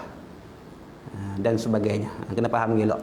Benda luaran yang kita buat tu takdir Tuhan untuk kita. Tuhan letak kita pada situasi itu, nak tengok kita boleh lakukan dengan penuh amanah ataupun tidak. Tapi jangan masukkan kecintaan ke atas benda tu, terhadap benda tu dalam hati kita. Ni dipanggil kena buang benda tu. Ini yang dimaksudkan dengan sair ilallah, berjalan kepada Allah. Kita menuju kepada Allah dalam dengan membersihkan hati supaya kita lebih dekat secara maknawi kepada Allah. Lebih dekat, dipanggil taqarrub ilallah, menghampirkan diri kepada Allah.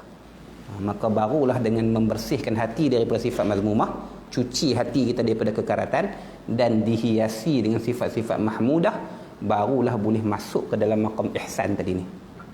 Barulah boleh dapat rasa rasa kita beribadah kepada Allah, kita hidup di dunia ni seolah-olah kita tengok Allah.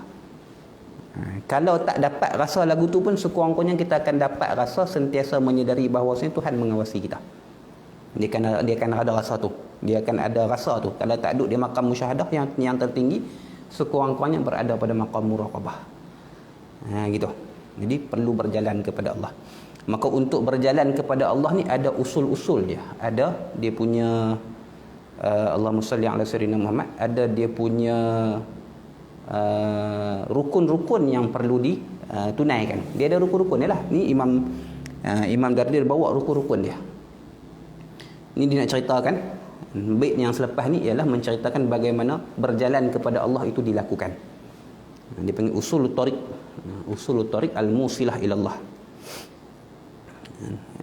Kaedah-kaedah untuk berjalan kepada Allah, untuk sampai kepada Allah. Qala rahimahullahu ta'ala,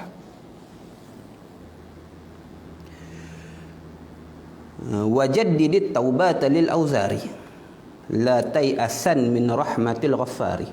Ini kaedah yang pertama, dia panggil usul yang pertama. Wajaddidit taubah, dan perbaharukanlah taubat. Lil auzari, bagi segala dosa. Auzar dengan makna ma'asi. Auzar dengan makna ma'asi, iaitu perbaharukanlah taubat, sentiasa memperbaharui taubat kita. Sentiasa bertaubat kepada Allah atas segala dosa, sama ada dosa yang kita tahu ataupun dosa yang kita tidak tahu, sama ada dosa yang kecil ataupun dosa yang besar. Ini usul ataupun kaedah berjalan kepada Allah. Kaedah yang pertama, berjalan kepada Allah. Maka taubat tu maklumlah dibincangkan dalam kitab-kitab taubat. Dia ada rukun-rukun dia. Sekurang-kurangnya bila dosa itu hanya berkaitan di antara hamba dengan Allah, maka dia ada 3 rukun. Yang pertamanya an-nadmu ala ma waqa', menyesal di atas apa yang berlaku, kesalahan yang dia buat. Dalam hadis Nabi sebut at-taubatu an-nadam. Taubat itu ialah menyesal. Ini rukun yang paling besar bagi taubat. Yang keduanya, Allahumma salli ala sayyidina Muhammad, al-azmu ala an la ya'uda limithlihi, berazam bahawa tidak mengulangi perbuatan tersebut.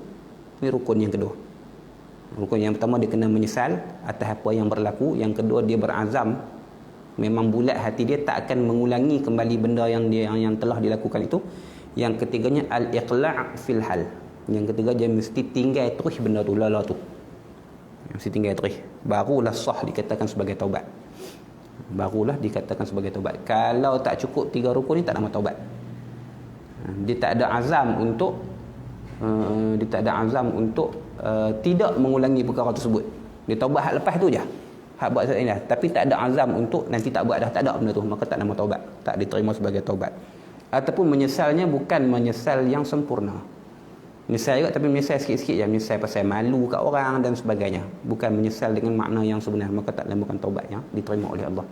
Ataupun dia tidak iqla', tidak mencabut benda tu daripada dia, tak buang terus benda tu, masih lagi ada dekat dia benda tu, dia masih lagi membuat benda tu dan sebagainya, maka juga tak dinamakan sebagai taubat. Dia kena ada 3 rukun ni. An-nadam, kemudian al-azam an la ya'ud, al-azam ala adamil i'adah, yang ketiganya al-iqla' fil hal. Ini rukun taubat. Sekiranya tidak berkaitan dengan sesama makhluk, dia hanya dosa kesalahannya itu di antara dia dan Allah. Sekiranya ada dosa di antara dia dengan makhluk, maka dia perlu memulangkan kembali hak mereka yang dia buat zalim tu. Dia ada rampas barang orang, lagi tak bagi balik barang rampasan tu, taubat lagu mana pun tak terima. Dia ada buat zalim ke orang, lagi tak hilangkan kezaliman di atas orang tu, taubat tak mana pun tak terima, dan seterusnya. Tu maklum kita mengaji dalam bab taubat. Maka ni rukun yang pertama ataupun usul yang pertama, kaedah pertama untuk berjalan kepada Allah, untuk dipanggil as-sair ila maulana, berjalan kepada Allah. Wala tai'asan min rahmatil ghaffari, bertaubat kepada Allah sekalipun jatuh balik lepas tu dan sebagainya tu tak apa, teruskan bertaubat. Tu yang dimaksudkan dengan perbaharukan taubat, bukan lepas taubat tu confirm tak buat dah. Bukan confirm tak buat dah, cuma kena ada azam untuk tak buat dah benda tu, tapi berlaku tak apa, wajaddid taubah, sentiasa perbaharukan taubat tu. Wala tai'as min rahmatil ghaffari, dan jangan putus asa. Wala tai'asanna, wala tai'asan, jangan putus asa. Tai'asan dengan maksud al-qunut min rahmatillah, kecewa daripada rahmat Allah, patah hati daripada rahmat Allah, duk berasa Tuhan tak ampun dah ke mana pun. Jangan putus asa daripada rahmat al-Ghaffar, Tuhan yang Maha Pengampun.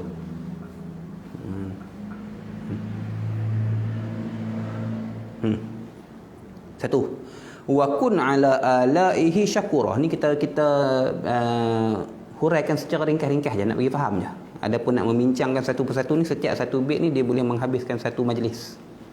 Satu persatu ni dia boleh menghabiskan satu majlis. Sebab nak bincang tentang usul ni dengan kaedahnya, dengan dalilnya dan sebagainya, dengan pengalaman ulama sebagainya, banyak cerita. Jadi kita nak bincangkan secara ringkas saja. Wa kun ala alaihi syakura. Ni usul yang kedua. Dan jadikanlah dirimu ala alaihi, di atas segala nikmatnya. Ala dengan maksud ni'amihi, segala nikmatnya Allah itu syakura, orang yang sangat bersyukur. Jadikan diri kita orang yang bersyukur dengan rahmat Allah Subhanahu wa taala, dengan nikmat Allah Subhanahu wa taala. Syakur, orang yang banyak bersyukur. Orang bukan syakir yang bersyukur, tak, syakur atas wazan fa'ul, yang banyak syukur, yang sentiasa bersyukur kepada Allah Subhanahu wa taala atas apa nikmat yang Tuhan bagi. Apa macam mana yang dikatakan sebagai orang yang syakur? Syakur ialah orang yang menggunakan seluruh nikmat yang Tuhan bagi kepada dia, digunakan atas jalan kebaikan. Disebut sarful abdi jami'a ma an'amallahu ilaihi lima khuliqa li ajlihi, ila ma khuliqa li ajlihi, gitu. Menggunakan oleh hamba akan segala perkara yang Tuhan kurniakan kepada dia, menggunakan kepada jalan yang dijadikan ataupun kepada tujuan kenapa nikmat itu diberikan kepadanya. Sarful abdi jami'a ma an'amallahu alaihi ila ma khuliqa li ajli. Itu makna syukur.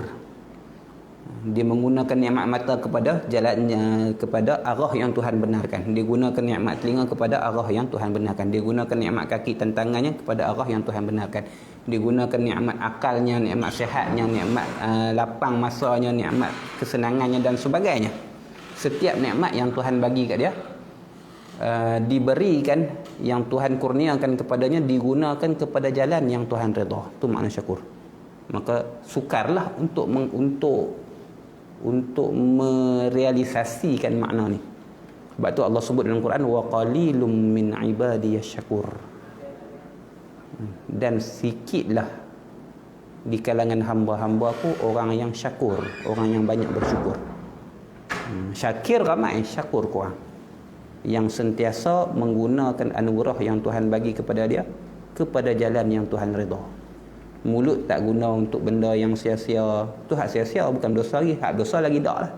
Kalau hak untuk sia-sia pun tak guna, hak dosa lagi tak. Mata tak guna kepada benda yang sia-sia, telinga tak gunakan kepada benda yang sia-sia, harta duit ringgit tak guna kepada perkara yang sia-sia, kesihatan tak guna pada benda yang sia-sia, dan sebagainya. Semua nikmat yang Tuhan bagi. Sukar. Tapi ini kaedah untuk sampai kepada Allah. Ini untuk menghasilkan ihsan, maqam ihsan yang Nabi sebutkan tu. Wa kun ala balaihi sabura. Ini yang ketiga. Dan jadikanlah dirimu ala balaihi, di atas segala balanya Allah, atas ujian daripada Allah tu, sabura, yang banyak sabar. Yang banyak sabar. Dia menahan diri daripada perkara dia menahan diri bila mana terkena ke atas dirinya perkara-perkara yang dia tak suka tu, dia menahan diri daripada mengeluh. Tu sabar. Dia redha dan tidak mengeluh. An habsun nafsi ala ma asabahu bima la yulaimuhu ridan bi taqdirillah min ghairi inzi'aj. Itu ta'rif yang disebutkan oleh Imam Sawi, Imam Dardi dalam syarah dia. Menahan dirinya ke atas apa yang dimusibahkan ke atasnya, benda-benda yang dia tidak suka, menahan diri itu ridan bi taqdirlah, sebagai satu penerimaan, sebagai satu keredaan di atas takdir Allah. Dia redha bahawa takdir Allah min ghairi inzi'aj, tanpa dia ada keluh kesah, tanpa inzi'aj, tanpa ada keluh kesah, tak mengeluh dan sebagainya. Itu sabar. Itu sabar, bukan pasrah. Pasrah ni buat apa pun tak apa dah, tak boleh buat apa. Sabar ni dia orang yang dia boleh bertindak dengan sebaliknya tapi dia tak. Dia sabar. Tu yang ketiga. Maka sebab apa kena sabar? Fa kullu amrin bil qada'i wal qadar wa kullu maqdurin fama anhu mafar. Ini seolah-olah jadi ilat ataupun sebab kenapa perlu bersabar atas bala Allah ni, dan kenapa perlu syukur ke atas nikmat Allah ni. Fa kullu amrin bil qada'i wal qadar. Kerana fa tu menempati tempat ilat lah. Seolah-olahnya li'anna lah, fali'anna lah. Maka kerana bahawasanya fa kullu amrin, setiap perkara yang berlaku tu, balanya ke, nikmat Allah ke, bala Allah ke, bil qada'i wal qadar, dia berlaku dengan qada' dan qadar Allah. Bil qada' dengan ketentuan Allah, dan qadar dengan perlaksanaan Allah. Kita dah ngaji dah bab qada' qadar. Qada' ialah ketentuan Allah pada azali, qadar ialah perlaksanaan apa yang dilakukan oleh Allah sesuai dengan apa yang telah ditentukan di azali tersebut. Kita dah bincang dalam makna qada' dan qadar. Maka sabarlah bila dia faham konsep qada' dan qadar, dia dah terima dah qada' dan qadar tu sebagainya dan seterusnya. Maka setiap ujian yang Tuhan datangkan kepada diri dia, sabar. Ini ialah qada' dan qadar Allah Subhanahu wa taala. Wa kullu maqdurin, bila dia faham Allah dah tentukan sejak azali dan Allah akan buat benda apa yang Allah tentukan, wa kullu maqdurin fama anhu mafar, dan setiap apa yang ditakdirkan, setiap apa yang Allah jadikan sesuai dengan ketentuan Allah itu, fama anhu mafar, maka tidak ada ruang lari daripadanya, tidak ada kelepasan daripadanya. Tuhan takdir lagu tu, jadi lagu tu lah. Tuhan musibahkan dia dengan sesuatu, Tuhan ujikan dia dengan sesuatu, Tuhan cuba dia dengan sesuatu, Tuhan ibtila dia, Tuhan ikhtibar dia, Tuhan imtihan dia. Maka dia kena tahu bahawasanya setiap apa yang Tuhan tentukan setiap apa yang Tuhan tentukan itu, fama anhu mafar, tidak ada tempat lari daripadanya, tidak ada ruang untuk dia lari. Sebab tu dia kena sabar. Ni untuk membersihkan hati daripada sebarang keluh kesah dan tidak redha dengan qada dan qadar Allah Subhanahu wa taala.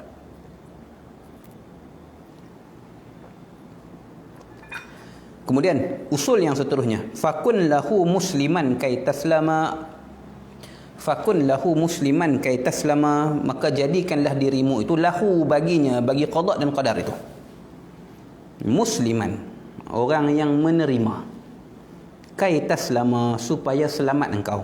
Sini usul ni disebut sebagai usul redha, aslur redha. Sini makna redha lah kat sini. Redha dan taslim satu makna lah, redha dan taslim satu makna. Dia menerima setiap apa yang Tuhan telah takdirkan untuk dia, dan dia berusaha keluar daripada dia berusaha sesuai dengan apa yang dibenarkan oleh Allah Subhanahu wa taala. Panggil redha. Bukan redha ni maksudnya biar apa, itu pasrah, bukan. Redha bukan pasrah, sabar bukan pasrah. Pasrah ni dia pun lantak lah, aku duduk saja tak buat apa, aku terima. Tu pasrah bukan. Redha ni maksudnya hati dia menerima bahawasanya ini ketentuan Allah. Dia menyerahkan dengan maksud dia tidak mengiktirad apa yang, dia tidak mengkritik dan dia tidak mengecam apa yang Tuhan tentukan untuk dia. Sebaliknya dia akan berusaha, kalau benda tu musibah dan sebagainya, dia akan berusaha keluar daripada perkara tersebut, perkara yang dia tidak sukai itu sesuai dengan kebenaran yang Allah bagi. Kebenaran yang Allah bagi. Allah tentukan hari itu dia pergi masjid, kasut dia hilang. Contohnya. Jangan rembat kasut orang. Tu tak redha dengan, tu tak sabar. Tu tak sabar. Maki pula. Apa pergi masjid pun curi kasut orang dan sebagainya. Bukan dia maki kelakuan tu. Kalau dia maki kelakuan tu tak apalah, kelakuan tu memang salah. Balas kasut orang. Cuma kita tak tahu dia balas tu sebab dia silap ke ataupun memang dia nak mencurikan sebagainya, tak apalah. Tak, dia maki tu dengan makna dia tak redha dengan ketentuan Allah. Dia tak taslim. Dia tak redha. Itu. Redha ni dengan maksud menyerahkan ketentuan Allah tu pada Allah lah. Bukan dengan makna dia tak berusaha untuk keluar daripada kesusahan dan sebagainya, tak. Ini masalah hati. Dia tidak i'tirad, dia tidak kritik, dia tak bangkang, dia tak kecam apa yang ditakdirkan oleh Allah. Sebaliknya dia berusaha dengan ruang lingkup, ruang legar dirinya sebagai hamba mengikut jalan yang dibenarkan oleh Allah. Itu redha. Ini usul yang keempat. Wattaba' sabilan nasikin al-ulama. Ini usul yang kelima. Dan ikutlah, turutilah sabilan nasikin. Sabil dengan makna tariq, jalanan nasikin para hamba. Nasikin dengan makna abidin, jalanan para hamba. Hamba mana? Al-ulama. Ulama tu ulama lah, dihazahkan hamzah. Jalanan para abid, hamba-hamba Allah yang ulama, yang mengenal Allah. Ulama dengan makna al-arifuna billah, yang mengenal Allah Subhanahu wa taala. Kena ikut jalan orang yang memang dah terbukti sampai kepada Allah. Maksudnya bila dia orang tersebut, ulama tersebut arif billah, itu orang yang dah sampai ke maqam tu, dah sampai ke hadrat Allah Subhanahu wa taala, maka ikut jalan dia lah, insya-Allah kita sampailah. Ikut jalan yang telah dilalui, jalan yang sebenar. Sebab sampai jalan yang kita nak lalu sendiri, kita nak reka sendiri, belum tentu sampai. Belum tentu sampai. Kalau sampai pun dia mempenatkan diri, dia menyusahkan diri. Sepatutnya benda boleh pergi straight, sebab dah ada petua, dah ada orang yang melalui jalan tu dan sebagainya. Kita gagah nak rentas jalan sendiri. Boleh jadi sampai, tapi mempenatkan diri boleh tak sampai langsung. Jadi ikutlah jalanan ulama yang arifin, yang mengenal Allah Subhanahu wa taala, yang telah masuk ke hadrat Allah Subhanahu wa taala, insya-Allah kita sampai juga. Maka di sini perlukan kepada syekh, perlukan kepada guru. Dalam perjalanan rohaniah kita, dalam perjalanan hati kita, dalam usaha membersihkan hati kita, kena ada murabbi. Kena ada orang, kena ada seseorang yang memantau prestasi rohani kita. Kena ada murabbi. Satu kelaziman, satu kewajipan lah. Kewajipan daripada sudut tariqah lah, kena ada murabbi dia. Tak boleh jalan sendiri, sebab kita belum tentu sampai dengan jalan sendiri. Mungkin sampai, tapi kalau sampai tu pun sampai yang teruk, penat. Orang buat track elok dah, kita langkah perdah buat denai baru teruk lah. Padahal dah ada track hak betul lah. Gitu. Kena ada murabbi. Kalau tak jumpa murabbi dah, cari dah tak jumpa murabbi, tak ada murabbi, ataupun kita tidak direzekikan untuk bertemu dengan mana-mana murabbi dan sebagainya, murabbi itu tak sesuai dengan kita dan sebagainya, kata ulama.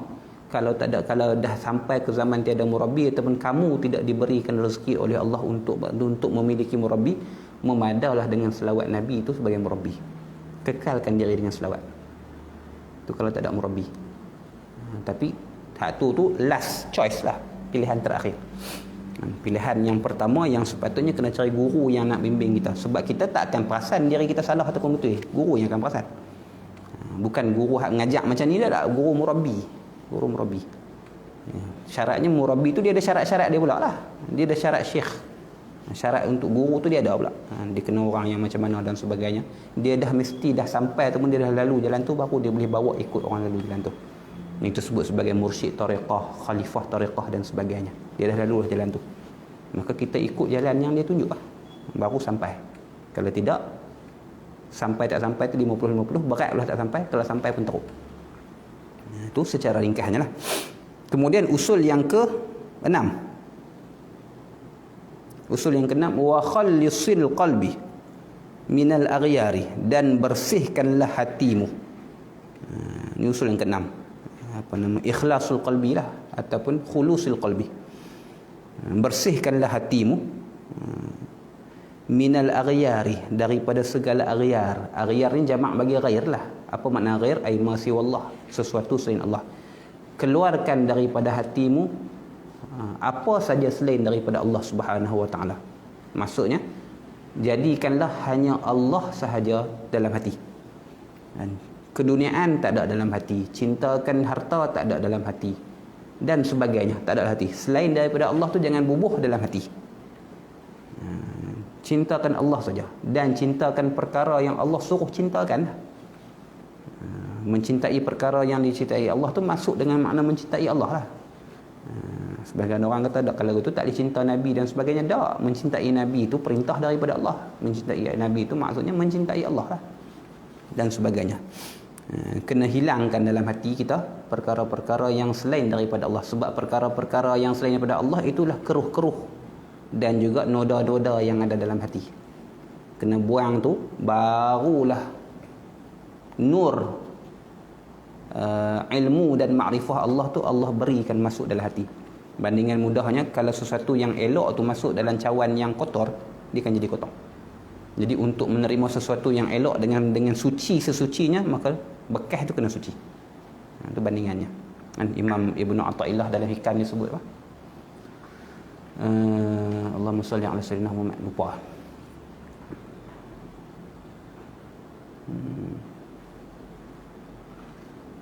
Tamla'hu. Tak ingat dah. Dulu apa nama tuan guru aja sebut dalam kuliah dia. Tak ingat, lama tak sebut. Allahumma salli ala sayyidina Muhammad. Farriq, itu farriq qalbaka 'anil aghyar. Farriq qalbaka 'anil akdari wal aghyar. Bersihkanlah hatimu daripada akdar, kekeruhan, aghyar, perkara selain Allah. Benda selain Allah tu dianggap sebagai benda-benda yang keruh, benda-benda yang boleh mengkeruhkan hati. Dah bersih daripada benda selain daripada Allah tu, yamla'hullahu bil ma'arif wal asrar. Nescaya Allah akan penuhkan hatimu dengan ma'arif, dengan ma'rifah, dengan pengenalan, cahaya-cahaya daripada Allah, wal asrar, dan rahsia-rahsia. Rahsia-rahsia kehidupan, rahsia-rahsia ketuhanan, rahsia-rahsia ibadah dan sebagainya. Sebab benda-benda lagu tu tak boleh masuk kalau hati kita ada benda lain. Dia, kalau mudah kita ni, dua jirim tak hidup pada satu tempat lah. Kalau kita andaikan aghyar itu perkara selain Allah itu berada dalam hati kita yang diumpamakan sebagai rumah, tak ada lah benda lain boleh masuk, dah penuh. Jadi kena kosongkan hati kita daripada benda tu, baru boleh masuk benda-benda hak elok pula. Tu. Ini panjang cerita lah. Hak ni pun kalau hurai panjang lebar. Tu nak bagi faham saja. Usul yang ke-6. Usul yang ke-7. Bil jiddi, ada ta'bir. Bil jiddi wa khallisil qalba minal aghyari bil jiddi. Dan bersihkanlah hatimu daripada segala perkara selain Allah. Kosongkan hati daripada perkara selain Allah, supaya hanya Allah sahaja yang berada dalam hatinya, bil jiddi, dengan bersungguh-sungguh. Ini syarat kepada bahawasanya susah untuk menghilangkan perkara dalam hati kita ni. Kecintaan terhadap barang, harta, kecintaan terhadap kemasyhuran, kecintaan terhadap kesenangan, kecintaan terhadap kemegahan dan sebagainya. Cinta-cinta pada selain Allah ni sangat susah untuk dikeluarkan dari hati. Maka Imam Dardi sebut bil jiddi, dengan usaha sungguh-sungguh. Kena mujahadah lah. Bil jiddi ni isyarat kepada mujahadah. Seperti mana yang disebutkan dalam firman Allah Subhanahu wa taala, walladzina jahadu fina lanahdiyannahum subulana. Dan bermula mereka yang bermujahadah di jalan kami, yang bersungguh-sungguh di jalan kami, lanahdiyannahum subulana. Nescaya kami akan tunjuki mereka akan jalan kami. Ini tu. Yang ketujuhnya wal qiyami fil ashari, dan berdiri qiyam, berdiri dengan maksud beribadah lah, melakukan ibadah fil ashari, pada waktu awal pagi. Jaga malam lah bahasa mudah kita ni, qiyamul lail lah. Ashar ni awal pagi, dini hari lah bahasa kita. dan melakukan ibadah, beribadah kepada Allah fil ashar, pada masa dini hari, iaitu pada awal pagi sebelum subuh. Ni kena berjaga malam. Kena jaga malam. Waktu lain tak sesuai nak berzikir dan sebagainya, dikena tengah malam, di mana waktu semua orang tidur. Sebab suasana tu dia akan menghadirkan lebih khusyuk pada kita. Dia akan lebih memungkinkan kita untuk khusyuk dan sebagainya. Lebih memudahkan kita untuk mujahadah dan sebagainya. Tak ada orang kacau kita. Hak ada anak tak kacau. Hak ada kawan-kawan pun tak kacau. Tak ada bunyi bising jalanan dan sebagainya pada waktu tengah malam dan sebagainya. Dia lebih menjadikan kita itu lebih syahdu. Itulah tengah malam. Tengah malam tak payahlah nak berjaya dalam apa-apa bidang pun, tengah malam ni kena jaga. Kena korbankan masa tidur. Kalau tidak tak berjaya apa pun. Nak periksa pun kena jaga malam. Tapi kalau periksa kata jaga malam tu pasal nak jawab periksa, takat periksa tu lah. Ilmu tak dapat. Habis tulis periksa tu, hak mana hak kita ilmu atau hafalan kita yang kita hafal tengah malam tu, sekali dengan tulis tu, sekali dengan pi terus tu lah. Kalau berjaga malam sebab nak ilmu, nak menguasai pelajaran dan sebagainya, insya-Allah lekat. InsyaAllah lekat.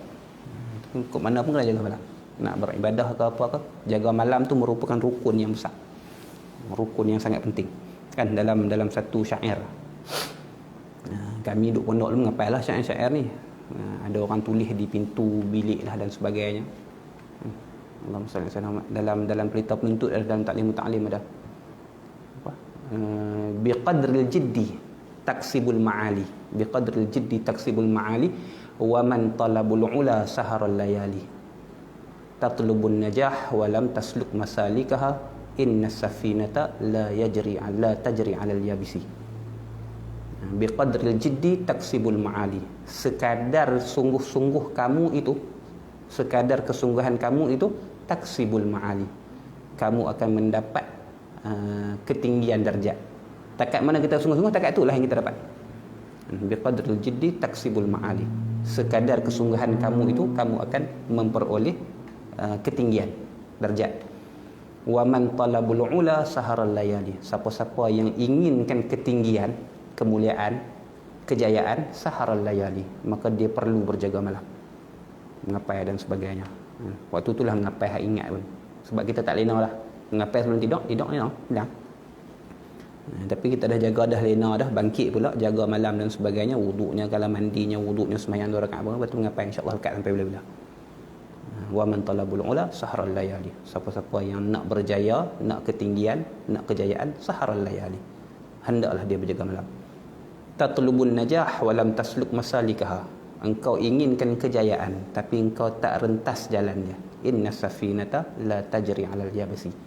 Sesungguhnya sampan, bahtera, perahu itu tidak akan berlayar di atas daratan. Syair tu hafal. Bila hafal tu? Puluh-puluh tahun dulu. Waktu umur belah-belah. Hafal tengah malam lah. Dia syair-syair dalam taklim ni hafal sedap.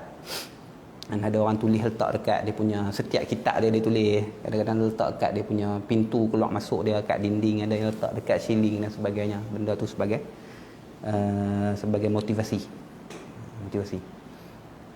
Itu. Jaga malam. Kok mana kena jaga malam? Nak alim pun kena jaga malam.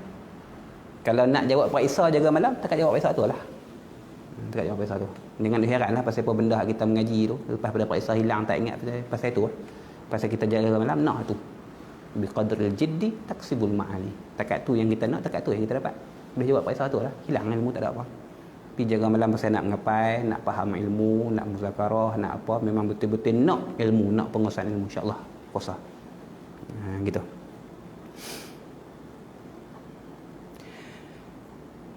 Usul yang ke-8, wal fikri wal zikri 'ala dawami. Wal fikri wal zikri 'ala dawami, dan berfikir, wal zikri, dan berzikir, 'ala dawami, di atas senantiasa. Sentiasa berzikir dan sentiasa berfikir. Berfikir kat sini ni maksudnya az-zikru bil qalbi lah, zikir juga, tapi dia panggil zikir bil qalbi, ingat dalam hati. Salah satu makna bagi fikir. Fikir ialah az-zikru bil qalbi. Fikir dengan makna fikir pun dia jugalah. Fikir dengan makna sentiasa berfikir tentang keagungan Allah, kehebatan ciptaan Allah, kebesaran Allah, kekuasaan Allah dan sebagainya. Itu fikirlah. Salah satu makna bagi fikir juga ialah az-zikir bil qalbi, mengingati Allah dalam hati. Kalau kita pakai fikir itu dengan makna az-zikru bil qalbi, mana az-zikri dalam yang kedua tu dengan makna az-zikru bil lisan, sebut dengan lidah. Sebab zikir ada dua makna. Zikir dengan makna sebut, zikir dengan makna ingat.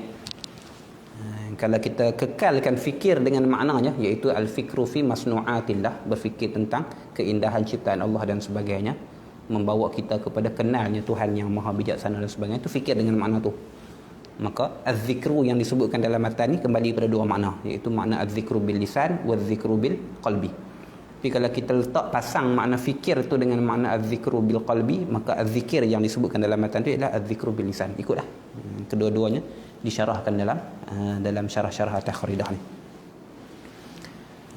Ala dawami.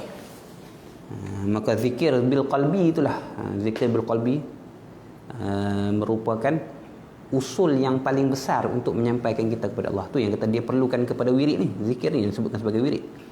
Kita kena ada satu wirid khas, selawat ke, zikir apa-apa ke, zikir la ilaha illallah ke, yang tu yang kita talqinkan dengan guru-guru tu, kita ambil banyak dengan guru atas zikir la ilaha illallah tu dan sebagainya. Kena ada benda tu. Kalau kami di pondok dulu, antara yang disarankan untuk talabatul ilmi yang ringan lah ialah zikir syatarih lah, tariqah syatarih.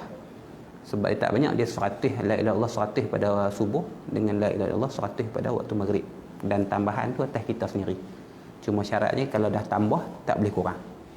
Jadi dia ringanlah berbanding dengan tariqah-tariqah yang lain. Tariqah-tariqah yang lain banyak lagi dia punya aurat yang kena diamalkan. Syatariyah antara yang ringan lah, antara yang ringan. Maka dulu masyhur lah, budak-budak pondok ni dulu masyhur dengan tariqah syatariyah. Ini kena ada zikir ni. Kalau tidak tak ada apa. Kita pandai tara mana pun, cerdik tara mana pun, faham ilmu tara mana pun, dia tak membina diri. Dia tak akan disusah untuk membentuk diri jadi orang yang lebih baik, nak menghilangkan mazmumah, nak memasukkan mudah, melainkan kena ada wirid. Sebab daripada wirid itulah datangnya warid, macam yang kita sebutkan tadi ni. Sebab tu ulama sebut ini, siapa yang tak ada wirid maka tak akan datang warid pada dia. Man laysa lahu wirdan falaysa lahu waridan. Sebahagian yang tambah fahuwa qirdan. Dia tu seperti mana beruk. Orang tak ada wirid macam kera. Qirdan. Ini kena ada. Ini merupakan antara rukun yang paling besar lah, usul yang paling besar dalam tarik ni, ialah dengan berzikir. Sama ada zikir lisan. Zikir lisan ni zikir yang pada permulaan lah. Kena zikir lisan. Walaupun hati lupa dalam keadaan ghaflah dan sebagainya, lupa tera mana pun, zikir lisan kena teruskan. Sebab daripada situ barulah diajak untuk hati kita bersama-sama zikir, bersama-sama ingat dan sebagainya. Dia akan mula dengan zikir lisan tu.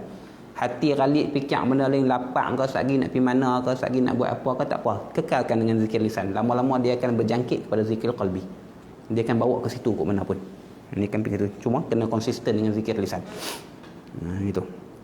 Sebab bila kita banyak sebut, dia akan memberi kesan pada hati. Kan ada asar yang sebut, ke ada hadis Nabi yang sebut, tak ingat, man ahabba syai'an kathura zikruhu.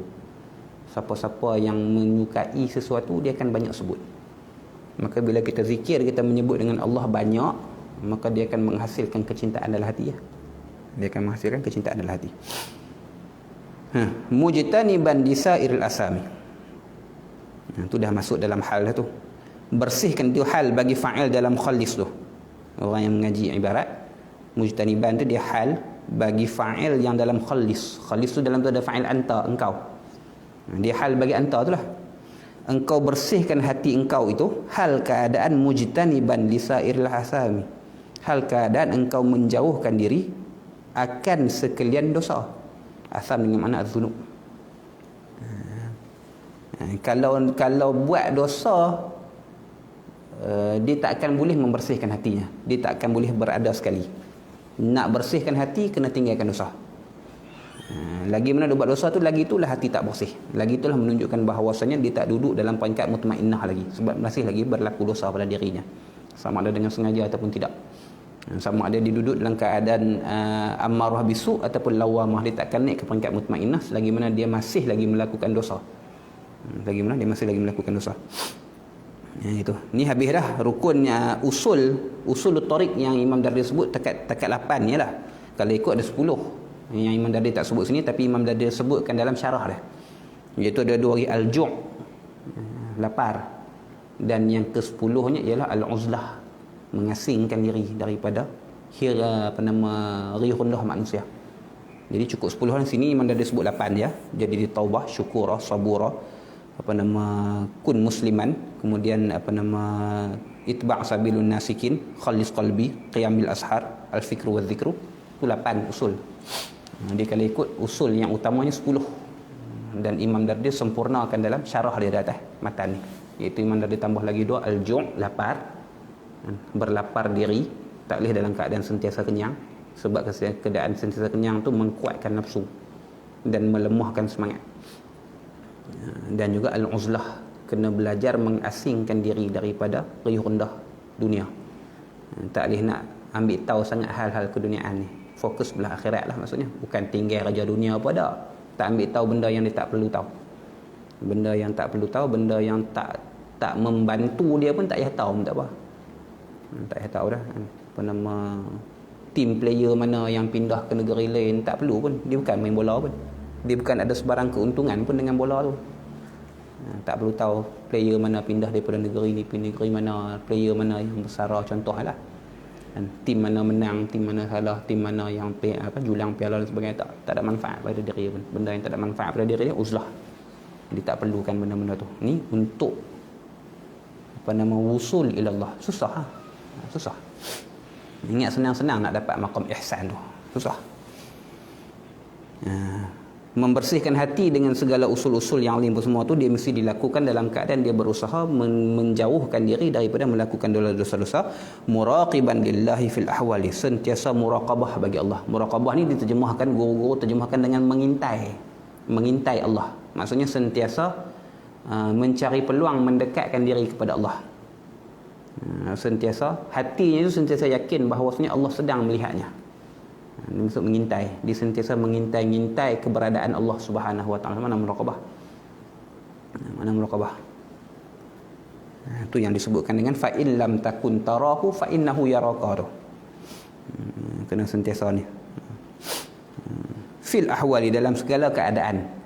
Ahwal ada 4 lah, al-ahwal arba'ah, iaitu halus sihah, halul marad, halul ni'mah, halul ta'ah, halul ma'siyah. Hal 4. Manusia takkan lepas daripada 4 hal ni. Hal sihat, halus sihah, halul marad, hal sakit, halul ta'ah, keadaan taat pada Allah, halul ma'siyah, keadaan maksiat pada Allah. Maka dalam setiap 4 keadaan ni ada tuntutan yang dia perlu lakukan dan ada cara untuk dia perlu laksanakan, ada amanah yang dia perlu lakukan. Dalam keadaan taat dia kena syukur pada Allah, dalam keadaan sihat dia ada cara dia, dalam keadaan maksiat dia perlu taubat kepada Allah dan sebagainya. Maka sentiasa muraqabah Allah Subhanahu wa taala dalam keempat-empat hal ni. Keempat-empat hal ni lah hal sepanjang manusia hidup. Bila disucikan hati dan bila buat segala usul-usul ni, bila buat segala rukun-rukun ni, kita jauhkan diri daripada larangan Allah, kita bersihkan hati kita daripada perkara selain Allah, kita sentiasa muraqabah dengan Allah Subhanahu wa taala dalam segala keadaan dan sebagainya, la tartaqi ma'alimal kamali, nescaya mendaki engkau, nescaya menjulang engkau, naik engkau ma'alimal kamali, akan puncak-puncak kesempurnaan. Akan puncak-puncak kesempurnaan. Puncak-puncak kesempurnaan iaitu al-akhlaq al-muhammadiyah. Al-akhlaq al-muhammadiyah, iaitu sifat-sifat yang kepujian yang ada pada Nabi Muhammad sallallahu alaihi wasallam. Sampai ke tahap puji dan keji itu sama bagi dia, susah dan senang tu sama bagi dia, sakit dan sihat tu sama bagi dia dan sebagainya, tak menghalang dia daripada beribadah kepada Allah, tak menjadikan dia orang yang lupa diri dan sebagainya. Sama hal nikmat dengan hal bala, dia tahu nak buat apa dalam keadaan nikmat, dia tahu nak buat apa dalam keadaan bala dan sebagainya. Itu akhlak Muhammadiyah. Dalam hatinya bebas daripada sifat-sifat yang mazmumah, dan dia hiasi dirinya, hatinya dengan sifat-sifat yang mahmudah dan sebagainya. Panggil akhlak Muhammadiyah. Mudah macam tadilah, macam yang Sayyidatina Aisyah sebut pada sahabat yang bertanya tentang sifat Nabi itu bagaimana, ataupun tabi'in yang bertanya pada Sayyidatina Aisyah sifat Nabi itu bagaimana. Sayyidatina Aisyah sebut kana khuluquhul Quran, adalah sifat peribadi Nabi itu ialah Quran. Nak tahu macam mana peribadi Nabi, bacalah Quran. Habis. Ni kemudian jangan lupa kepada berdoa kepada Allah. Imam Dardi sebut wa qul bizullin rabbi la taqta'ni. Dan katakanlah bizullin, dengan penuh kehinaan. Dengan penuh kehinaan maksudnya dengan hati yang pecah, dengan hati yang hiba, dengan penuh rasa tawaduk kepada Allah, bukan dengan bongkak, bukan dengan yakin Allah terima dan sebagainya, dan dengan penuh pengharapan, dengan penuh kerendahan diri. Itu panggil bizullin. Sebab doa dalam keadaan yang penuh tawaduk inilah yang paling besar peluang untuk diterima oleh Allah. Dalam satu hadis Nabi SAW bersabda, innallaha indal munkasiratil qulub, bahawasanya Allah itu di sisi orang-orang yang pecah hati dia. Maksudnya orang yang meminta kepada Allah dengan penuh tawaduk, dengan penuh kerendahan diri, dengan penuh rasa hina sebagai hamba kepada Allah Subhanahu wa taala. Minta apa? Rabbi la taqta'ni. Rabbi, ya Rabbi lah, di hadza huruf nida. Wahai Tuhanku, la taqta'ni, jangan engkau putuskan aku. Anka, daripada engkau, biqati'in, dengan satu perkara yang memutuskan. Satu perkara yang memutuskan sini maksudnya dengan setiap apa-apa saja yang menyibukkan aku daripadamu. Kullima yashtaghilul qalbi minal ubudiyah. Itu maksud qati' tu. Setiap perkara yang menyibukkan diriku daripada beribadah kepadamu, daripada menjadi hamba-Mu. Minta ke Tuhan lagu tu. Banyaklah dia panggil awaiq, perkara-perkara yang menghalang kita daripada menjadi hamba Allah yang sebenarnya. Dunianya, manusianya, retanya, keadaannya, ilmunya dan sebagainya. Hatta ilmu juga kadang-kadang memutuskan kita daripada jadi hamba Allah. Dengan ilmu tu kita jadi bongkak, dengan ilmu tu kita jadi sombong, dengan ilmu tu kita rasa kita lebih pada orang dan sebagainya. Ilmu yang sepatutnya membawa manfaat pada kita, dia menghijab kita daripada Allah Subhanahu wa taala. Minta Allah jangan buat kita lagu tu. Dan sebagainya lah. Bab keduniaan ke, harta benda kita ke, kita berniaga ke, kita mengaji ke, kita buat apa pun, jangan minta kepada Allah dengan penuh rasa rendah diri, dengan penuh pengharapan. Jangan jadikan perkara-perkara itu sebagai penghalang daripada kita terus menjadi hamba bagi Allah. Itu maksud la taqta'ni anka biqati'in wa la tahrimni, dan jangan engkau halang akan daku. Wala tahrimni ay wala tamna'ni, jangan engkau halang aku min sirrikal abha, daripada rahsiamu. Sirrika al abha, yang bersinar-sinar. Rahsia kat sini dengan maksud nur ilahi lah, cahaya-cahaya ketuhanan yang Tuhan letakkan dalam hati. Nurul ilahi, cahaya-cahaya ketuhanan yang Tuhan letakkan dalam hati hamba, yang dengannya bihi yufarriqul abdu bainal haqqi wal batil. Dengan cahaya ketuhanan, makrifah, rahsia-rahsia kefahaman agama yang Tuhan letak dalam hati, itulah dia boleh membezakan antara yang hak dengan yang batil. Minta supaya Tuhan tak halang kita daripada ada cahaya tu, daripada menerima cahaya tu. Sebab kalau tak nampak di antara hak dan batil, itu yang jadi menukar hukum dalam agama, berbicara tentang agama dengan sesuatu yang dia tak tahu, berani memberikan kenyataan dalam agama tentang benda yang tak tahu, yang salah dan sebagainya, pasal dia tak nampak di antara hak dan batil. Dia rasa benda dia tahu tu benda betul dah. Tidak ada cahaya rahsia Allah tu pada diri dia. Minta kepada Allah, Tuhan tunjukkan di antara hak dan batil tu. Itu yang kita minta doa, ya Allah, arinal haqqa, tunjukkanlah kepada kami yang hak itu hak, yang sebenar itu sebenar. Wa arinal batila, dan tunjukkanlah kepada kami, jelaskanlah kepada kami perkara yang batil itu batil. Pasal apa minta benda yang hak supaya kita boleh ikut. Allahumma arinal haqqa likai natba'u, supaya kami boleh mengikutnya. Wa arinal batila likai najtanibu, dan tunjukkanlah kepada kami benda yang batil itu batil supaya kami boleh jauhinya, kami boleh elak daripada dia. Ini kita minta. Wala tahrimni min sirrikal abha, dan cahaya itulah al-muzili lil ama. Dengan cahaya itulah, cahaya bersinar-sinar yang Allah berikan kepada kita tu, kalau Tuhan tak halang kita daripada terima cahaya tu, cahaya itulah al-muzili lil ama, yang menghilangkan bagi kebutaan.